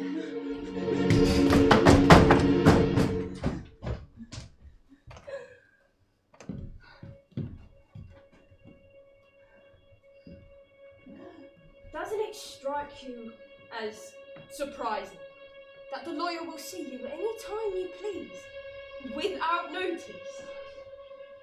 We take them too much for granted. I'm not asking for any thanks. All I ask is that you're fond of me. I am fond of you, Lady. Joseph. Then you're going to spend the night with me.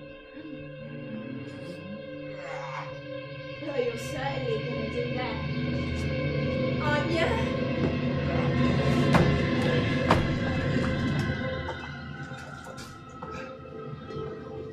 Lady has such a weakness for accused men. It's a peculiarity of hers in finding nearly all of them attractive. She goes to bed with all of them, and they love her. I must apologize to you, Kay. She even tells me about these affairs to amuse me, which I allow. doesn't surprise me anymore. If you have the right eye for these things, you could well find accused men very attractive. Yes. It's a strange phenomenon, as being accused makes no physical alteration to the man. And yet, there are those who, from a crowd of people, can put their finger on the accused. Click. However, these men are not always guilty. Therefore, simply being charged invests in a man this added attraction. Of course, there are some more attractive than others, but they are all enhanced in some way. But even this wretched creature blocks.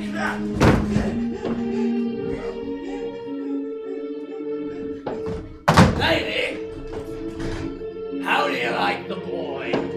I hardly know him. Oh, yes. Lady, don't take me for a bigger fool than I already am. Make me some tea!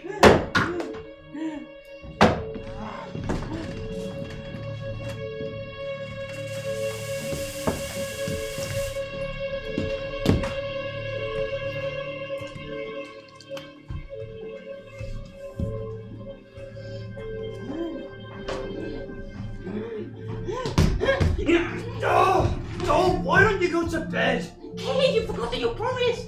You were going to tell me one of your secrets. Alright, I'll tell you. But I want you to treat it confidentially. Of course, of course. I'm not going to take on this lawyer. I'm going to dismiss him. He's dismissing his lawyer! He's dismissing his lawyer! He's dismissing his lawyer!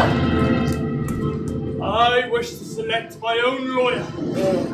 It's my final decision. I'm convinced that your efforts are not enough. Now I'm impatient. When I was alone, the case hardly bothered me. But since you represented me, I've been waiting for something to happen. And it hasn't. Your case has simply reached a stage where nothing more can be done. How many clients have said exactly the same as you have?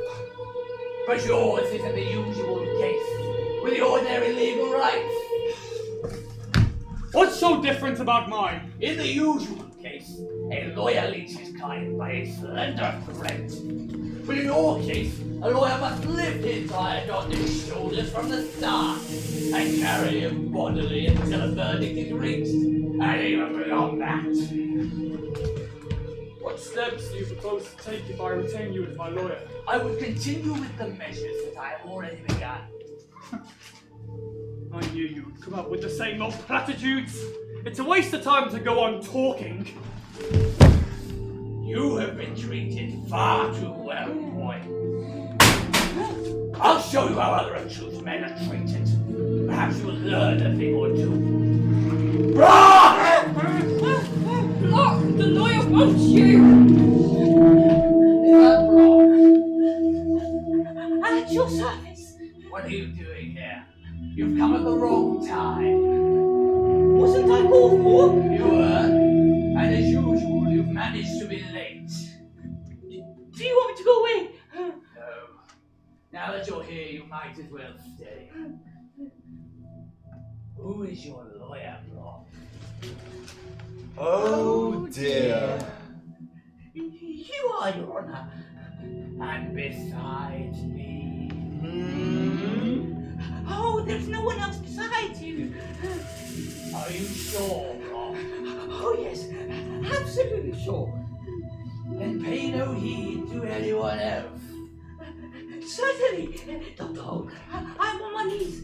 Why are you creeping on all fours? What's the matter with you? Don't be so clever. For I'm as clever as you are. Let me remind you of an old maxim. People under suspicion are better moving than at rest.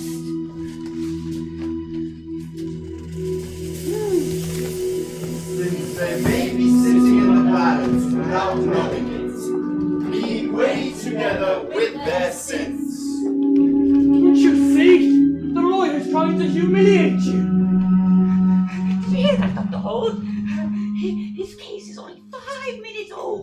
mine. And yet he proceeds to give me advice. Pay no heed to anyone else, Brock. Certainly, Dr. Holt. How's he been behaving himself? He's been reading the papers you gave him. What did he understand them? Been stuck on the same page all day. So he understands how difficult his case is and how hard I struggle. And who do I struggle for? Why, it's ridiculous. But it's for Brock!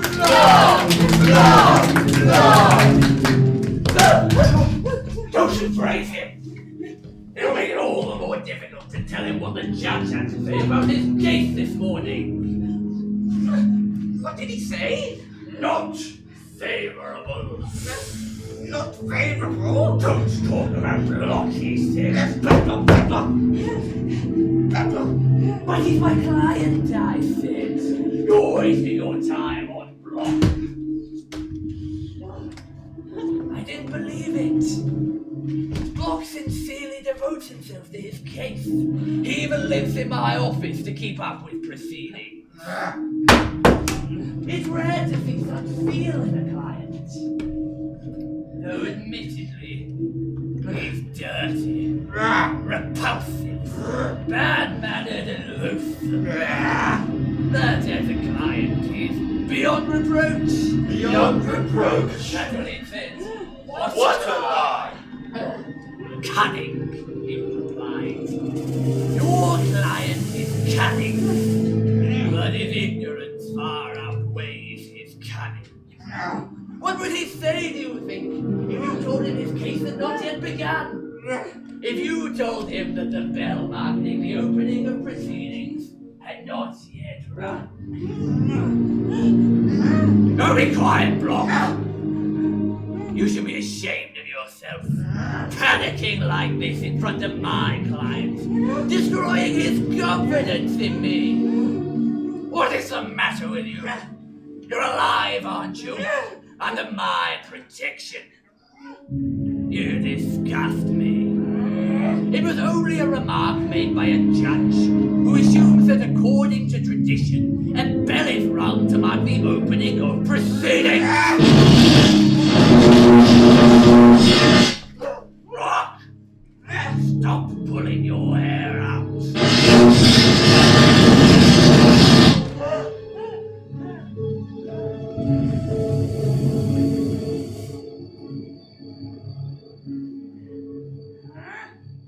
This case is only 5 minutes old compared to mine.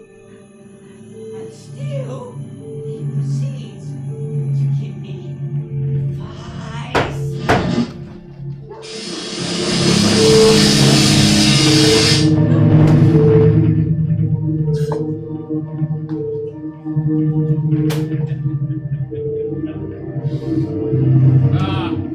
Pay no heed. He's a finished man. He has no counsel, no lawyer, no one to represent him or defend him. Or love him, or care for him, or tease or worry about it, or go on walks with on Saturday after the bank closes. Sit by the river, or make his bed, or change his sheets, or wash out those dirty understays, or argue with, Or soothe, or mollify in dark hours, or wipe his brow. Or light in heavy days when nothing finishing. When an intervention could only be made with the encouraging nudge of a friend, which might just set the case back on track.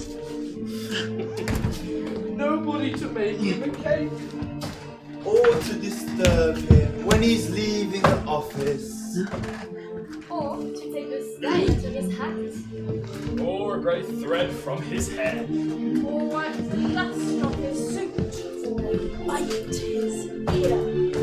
Or welcome the police when they come to arrest you, but they dare not mean it.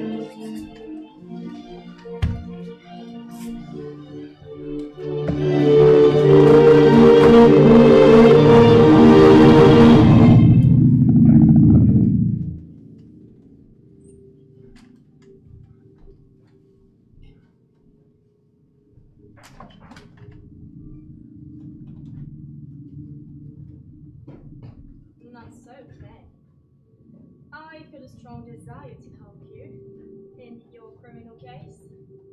The bank is where I work, not where I fight my case. Not now. I have documents to discuss with important clients who wait upon my decision. What is this? A kind of torture sanctioned by the court? Why don't you all leave me? Go and see a man called Titorelli. He told me about your case. He earns his living as a court painter. He knows the judges. He could advise you. Better not see him here though. I might make a bad impression. Have I lost my powers of judgment already? That I would invite a questionable character to the bank in order to ask for his advice? The manager's ears flapping just next door. Okay. Well, since you are forced to be away, you won't mind if somebody else takes over your duties? After all, time is valuable.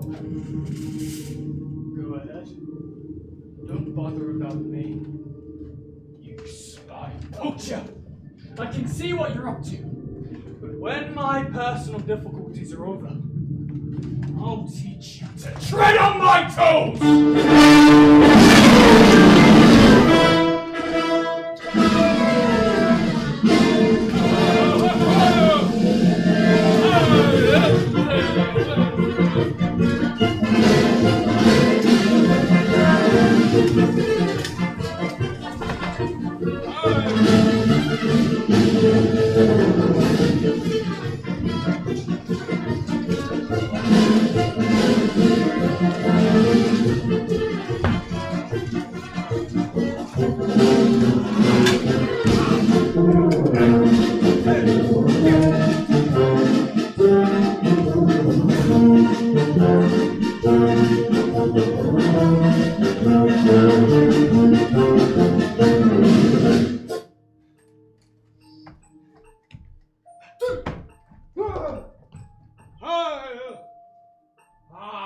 Thank you very much. Oh, I got to start designing this head portrait, eh? Once I got to stuck for 2 days before someone came, eh? You're Titorelli the painter. Oh, that's right. And you're Joseph, huh? Pleased to meet you. How did you know? I have friends. What gets round, eh? You've been recommended to me. Very good. So, come to my portrait to have your painting done, or? Oh yes, possibly. Oh, you like this? I'm working on it just now, huh? Oh, this is the great judge. Oh, the little judge's clerk, huh? Oh, the judge's secretary is very nice, huh? Not yet finished.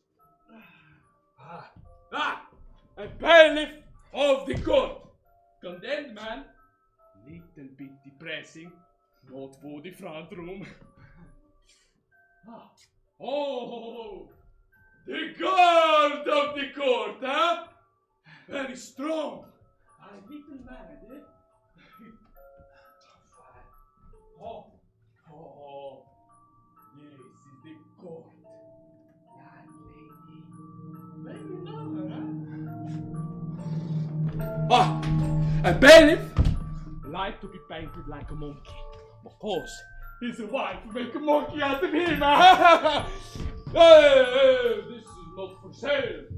She's like Madonna, huh? So, which one will you take? The price of one.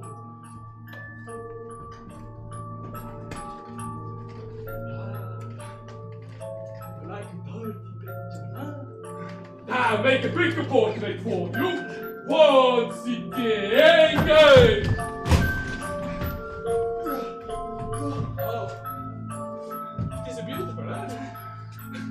It is my best portrait. I hang it in the gallery. You like it? I can't see it. No. Take a look, huh? What do you think? I didn't see it. That you are not quick enough, huh? Put on your skates, eh? Now what? I do. I did. I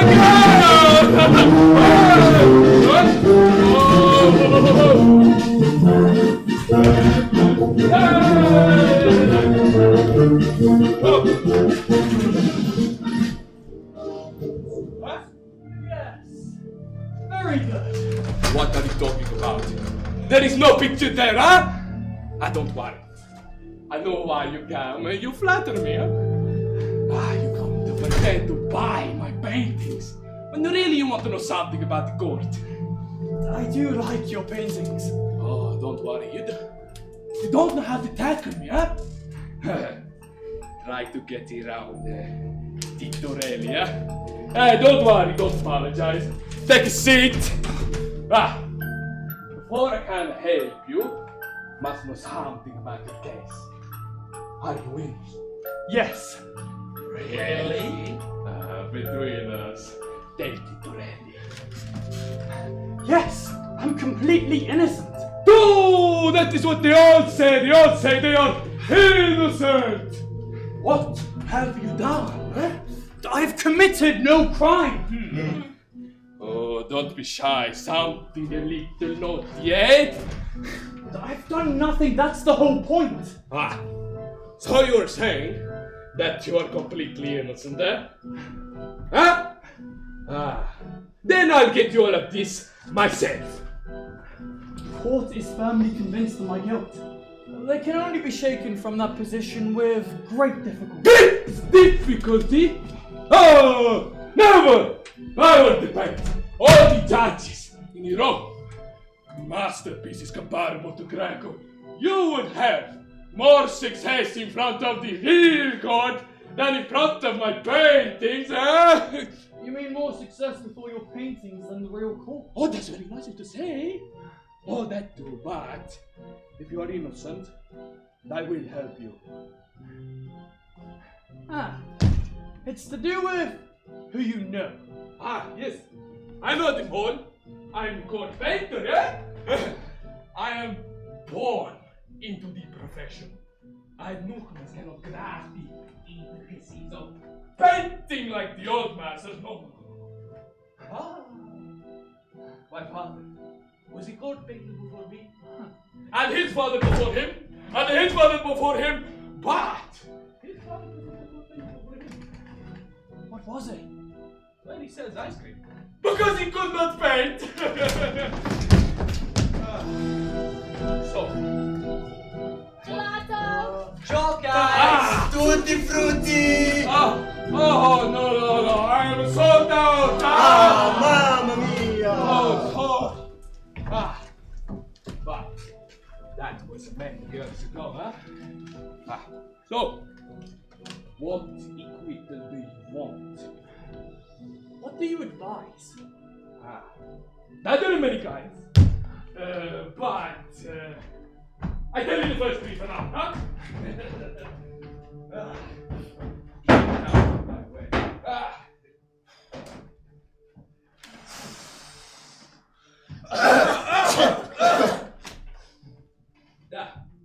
Quintal definite, quintal provisional,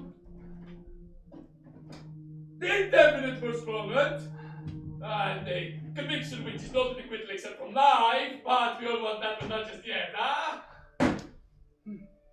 Acquittal definite. Oh, very good. This is the best one, because you're innocent, eh?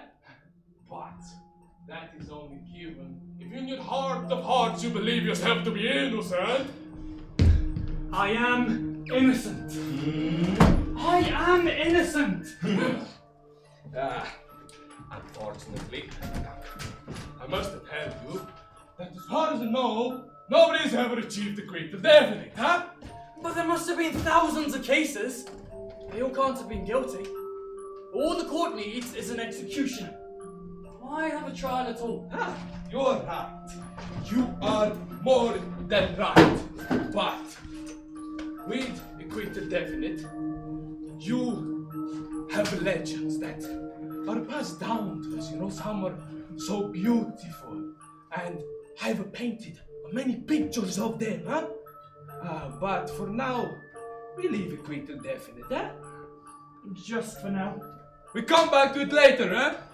Alright. Tell me about the other possibilities again. I make it simple for you. Acquittal provisional requires great energy, but for a short time. Indefinite postponement requires less energy, but for a longer time. Huh? Make a choice, son. It lies with you.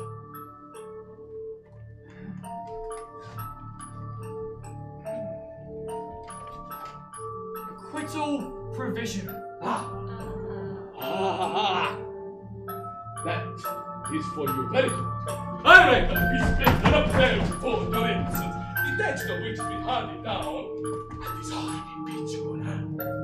I say, I titolare veniva Joseph to be innocent, and can guarantee his innocence, Yes, I go from Charge collecting signatures. Then someone to meet you personally. They don't believe me, but we go to the great charging trial of your court, huh? He's not in. Try again, huh? I think someone is coming.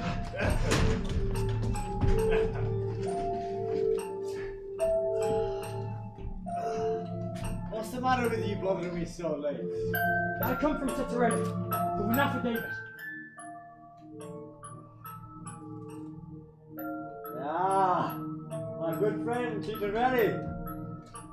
Friend of Titaretti is a friend of mine. I stand for you. Very good, wonderful. Then you are free. But only provision, only free. That the small judge that I know do not have the power to grant an acquittal definite. That is only given to the highest court, which is inaccessible to us all. What use is that? You're free to fight the next stage of an acquittal definite. But you said nobody ever gets that. Oh, it is the first time for everything, huh? With the quick definite, the case is lifted off your shoulders. You're free to go to work. Papers continue to circulate, huh? Backwards and forwards, judge to judge, court to court, greater and smaller oscillations and permutations, but no document is ever lost. I mean, maybe 20 years from now, you forgot about your case. Forgot that you ever had a case, huh? I see you 20 years from now in the street. Hello? Who's there? Oh, wait, don't. It's Mr. K, huh? Mr. Provisional Acquittal. How's your case, huh? What case? I've forgotten about my case. See, that's right. Huh? But a small judge's clerk comes and picks up a piece of paper with your name on it. It says Joseph K is only provisionally acquitted. The case is still valid. Arrest Joseph K, and the case starts.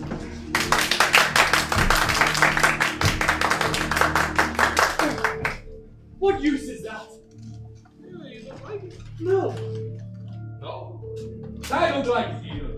It always makes you jumpy, huh? I know what's for you.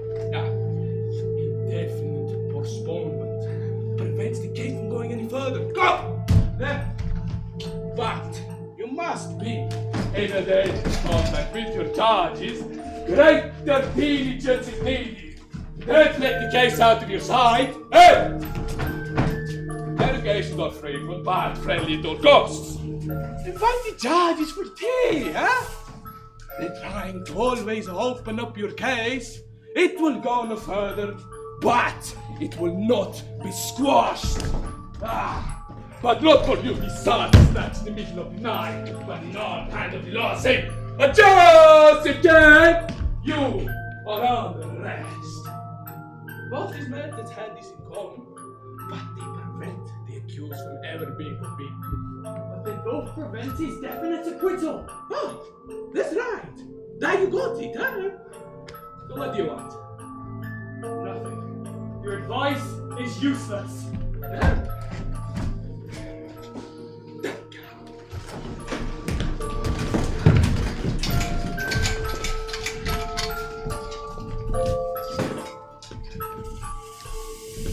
Joseph!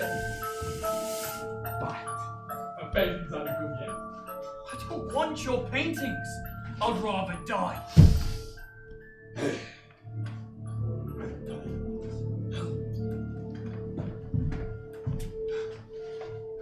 You waste time of Tirtorelli, the greatest painter in the entire world. I'll show you what you have to do.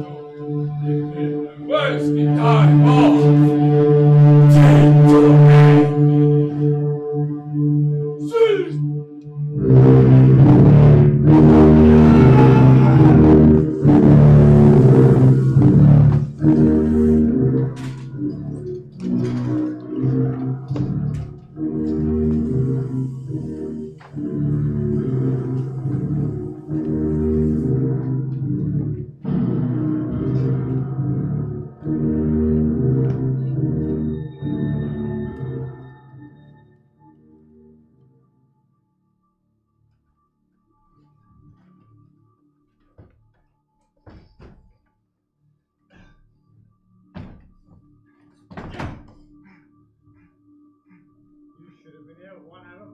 Ago.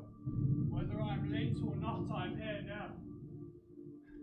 Kay has only just arrived. Ooh, the court is packed! This is a popular case, which has gained a great deal of attention. Indeed, the atmosphere both in the court and the air is electric. The judges and prosecutors have just come in after a short recess. The chief magistrate is now searching for Kay's papers.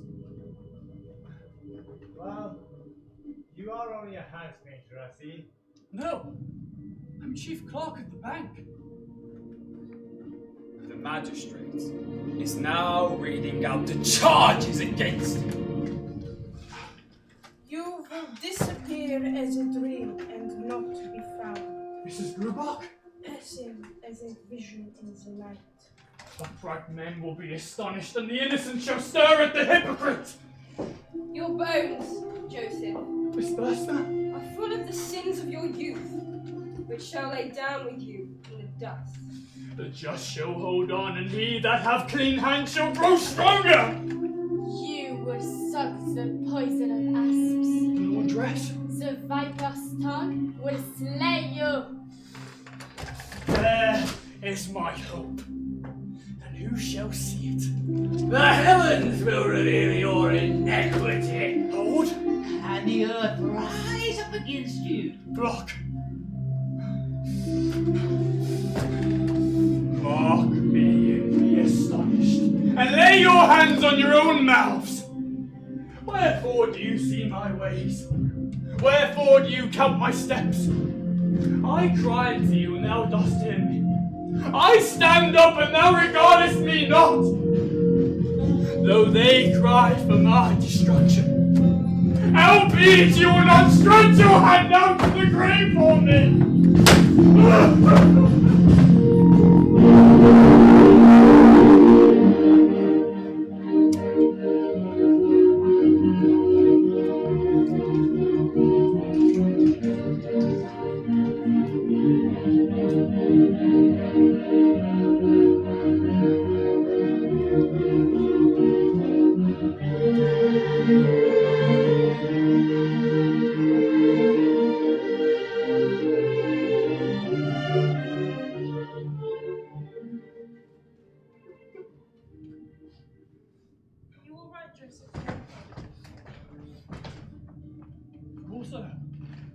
wouldn't I be?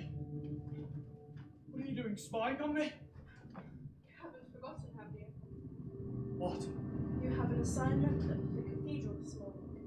You are to show one of our influential clients the sights. Oh, yes.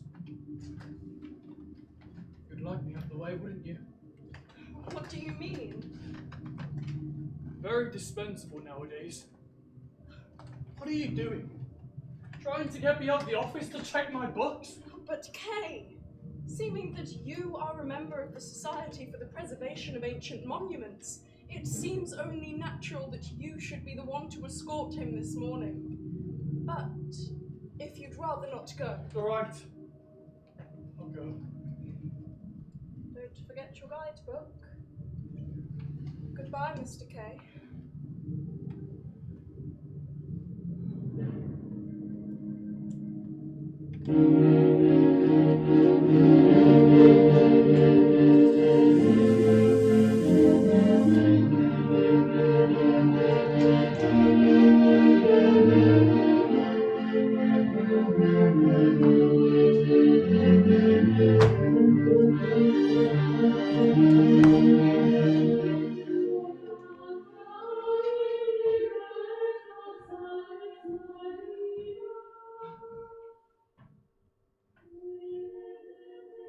I hate wet murky days like these.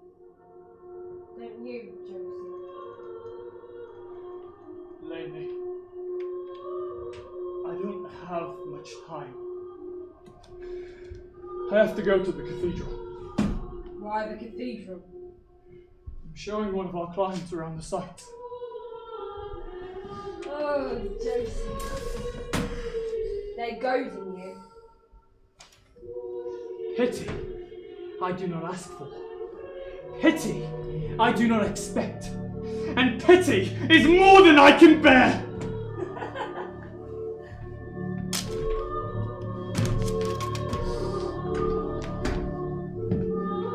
Yes, they're goading me.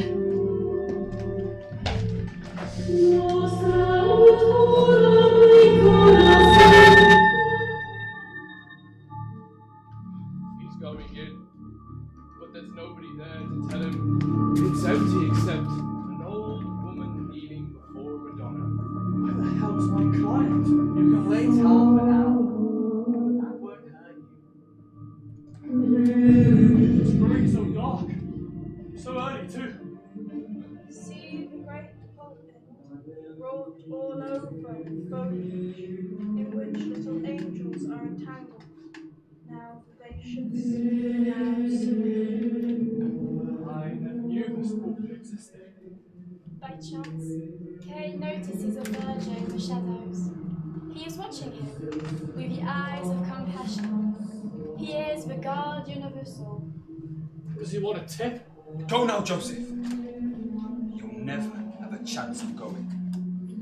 If you don't go now, you'll have to go during the sermon. That's how long it would last. Go now.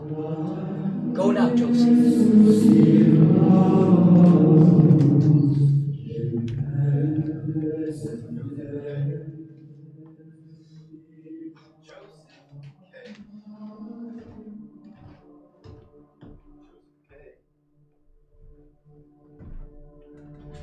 You are Joseph Kay. Yes, I'm Joseph Kay. I used to like giving my name. Nowadays, it's a burden. Everybody seems to know it before they ask. The price of fame. That's because you are an accused man. So everybody keeps telling me. Bit early, isn't it, to preach a sermon? However, carry on. I'll listen. I'm supposed to show one of my clients around the site. I'll hang around until the weather clears. I'm here for you. I'm the prison chaplain, and you are the man I see before me. I had you summoned here to talk to you. I didn't know that. That doesn't matter now. What's that in your hand, Kay? A prayer book? No, an A to Z. Put it away.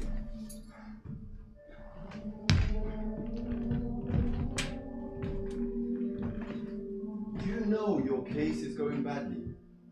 Funny you should say that. I've done everything I can. It's not over yet. How do you think it will end? It could turn out well. I can't be sure.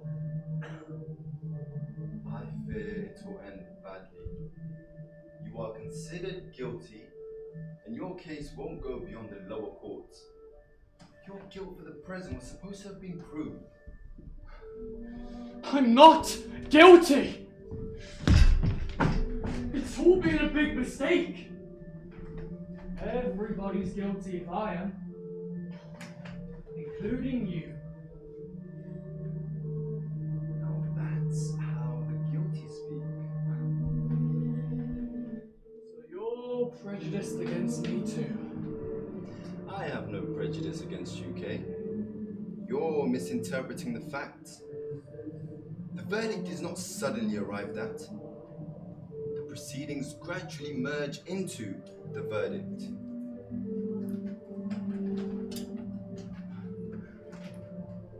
What is your next move? I still have several possibilities, which I haven't explored yet. You, my boy, you can't allow too much for outside help, and especially from women. Now, that's not the right kind of help, is it? When women have great influence in the court, the magistrates fall over backwards just to get a sniff of them. Now, if I could unite some women to join forces with me, I couldn't help but win through. You don't know the nature of the courts to speak like that. Can't you see one pace in front of you? It was like an angry cry. It sounded like the unweary shriek who sees another's fall. Since you're not preaching a sermon, why don't you come down from there? I can't. I must speak to you from here. Otherwise, I might be swayed from my duties. But you can spare me a few moments. As much as you need. It's very kind of you to say that. I'm sure I can trust you even if you do belong to the court. Don't delude yourself. How am I being deluded? You know in the writings that preface the law, your particular delusion is described in detail.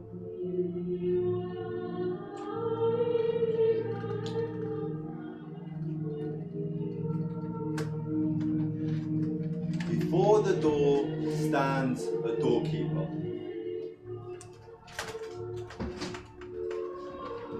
Before the doorkeeper stands the figure of a man waiting to gain admittance.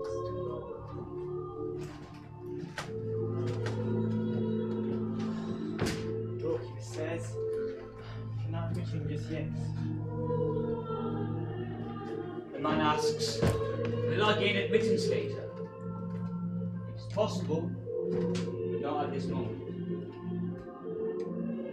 However, since the door gapes open as usual, the man ventures to peep inside.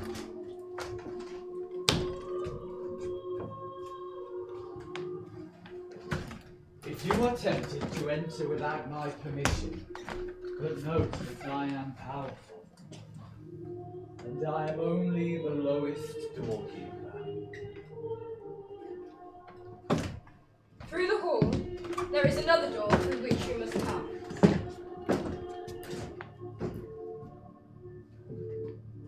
And another door which you must pass. And another yet. Each man guarding them is excessively stronger than I. The man who thinks the law should be accessible to everyone, but on reflection, he decides to wait. He waits for years. He is given a stool. He sits for years, exchanging small talk never is allowed in. Eventually, he grows old, and his eyes grow dim.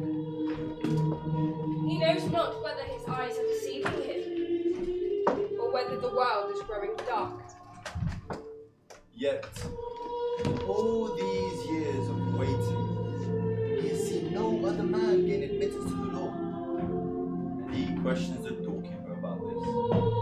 He beckons the doorkeeper to him, as he can no longer raise his body. The doorkeeper, seeing the man is near his end, says, There could be no one else, as the door was intended only for you. I am now going to shut it! The doorkeeper deceived the man just as the law was deceiving me.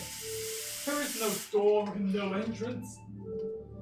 But doesn't the doorkeeper say the door was intended only for you? There is no mention of deception in it. You must accept the law's servants or deny the law itself. It's not necessary to accept everything as fact, but only that which is necessary. I want to go. Where is the main doorway? You want to leave? Already? Of course I do. I'm chief clerk at the bank. I have work to do. Preach the stone. What do you want from me? Nothing. I belong to the law. You see who I am? You are the prison chaplain? Yes. And that means I belong to the courts. It receives you when you come and dismisses you when you go. It's growing dark. Show me the way out! Down the hall, you will come to the door.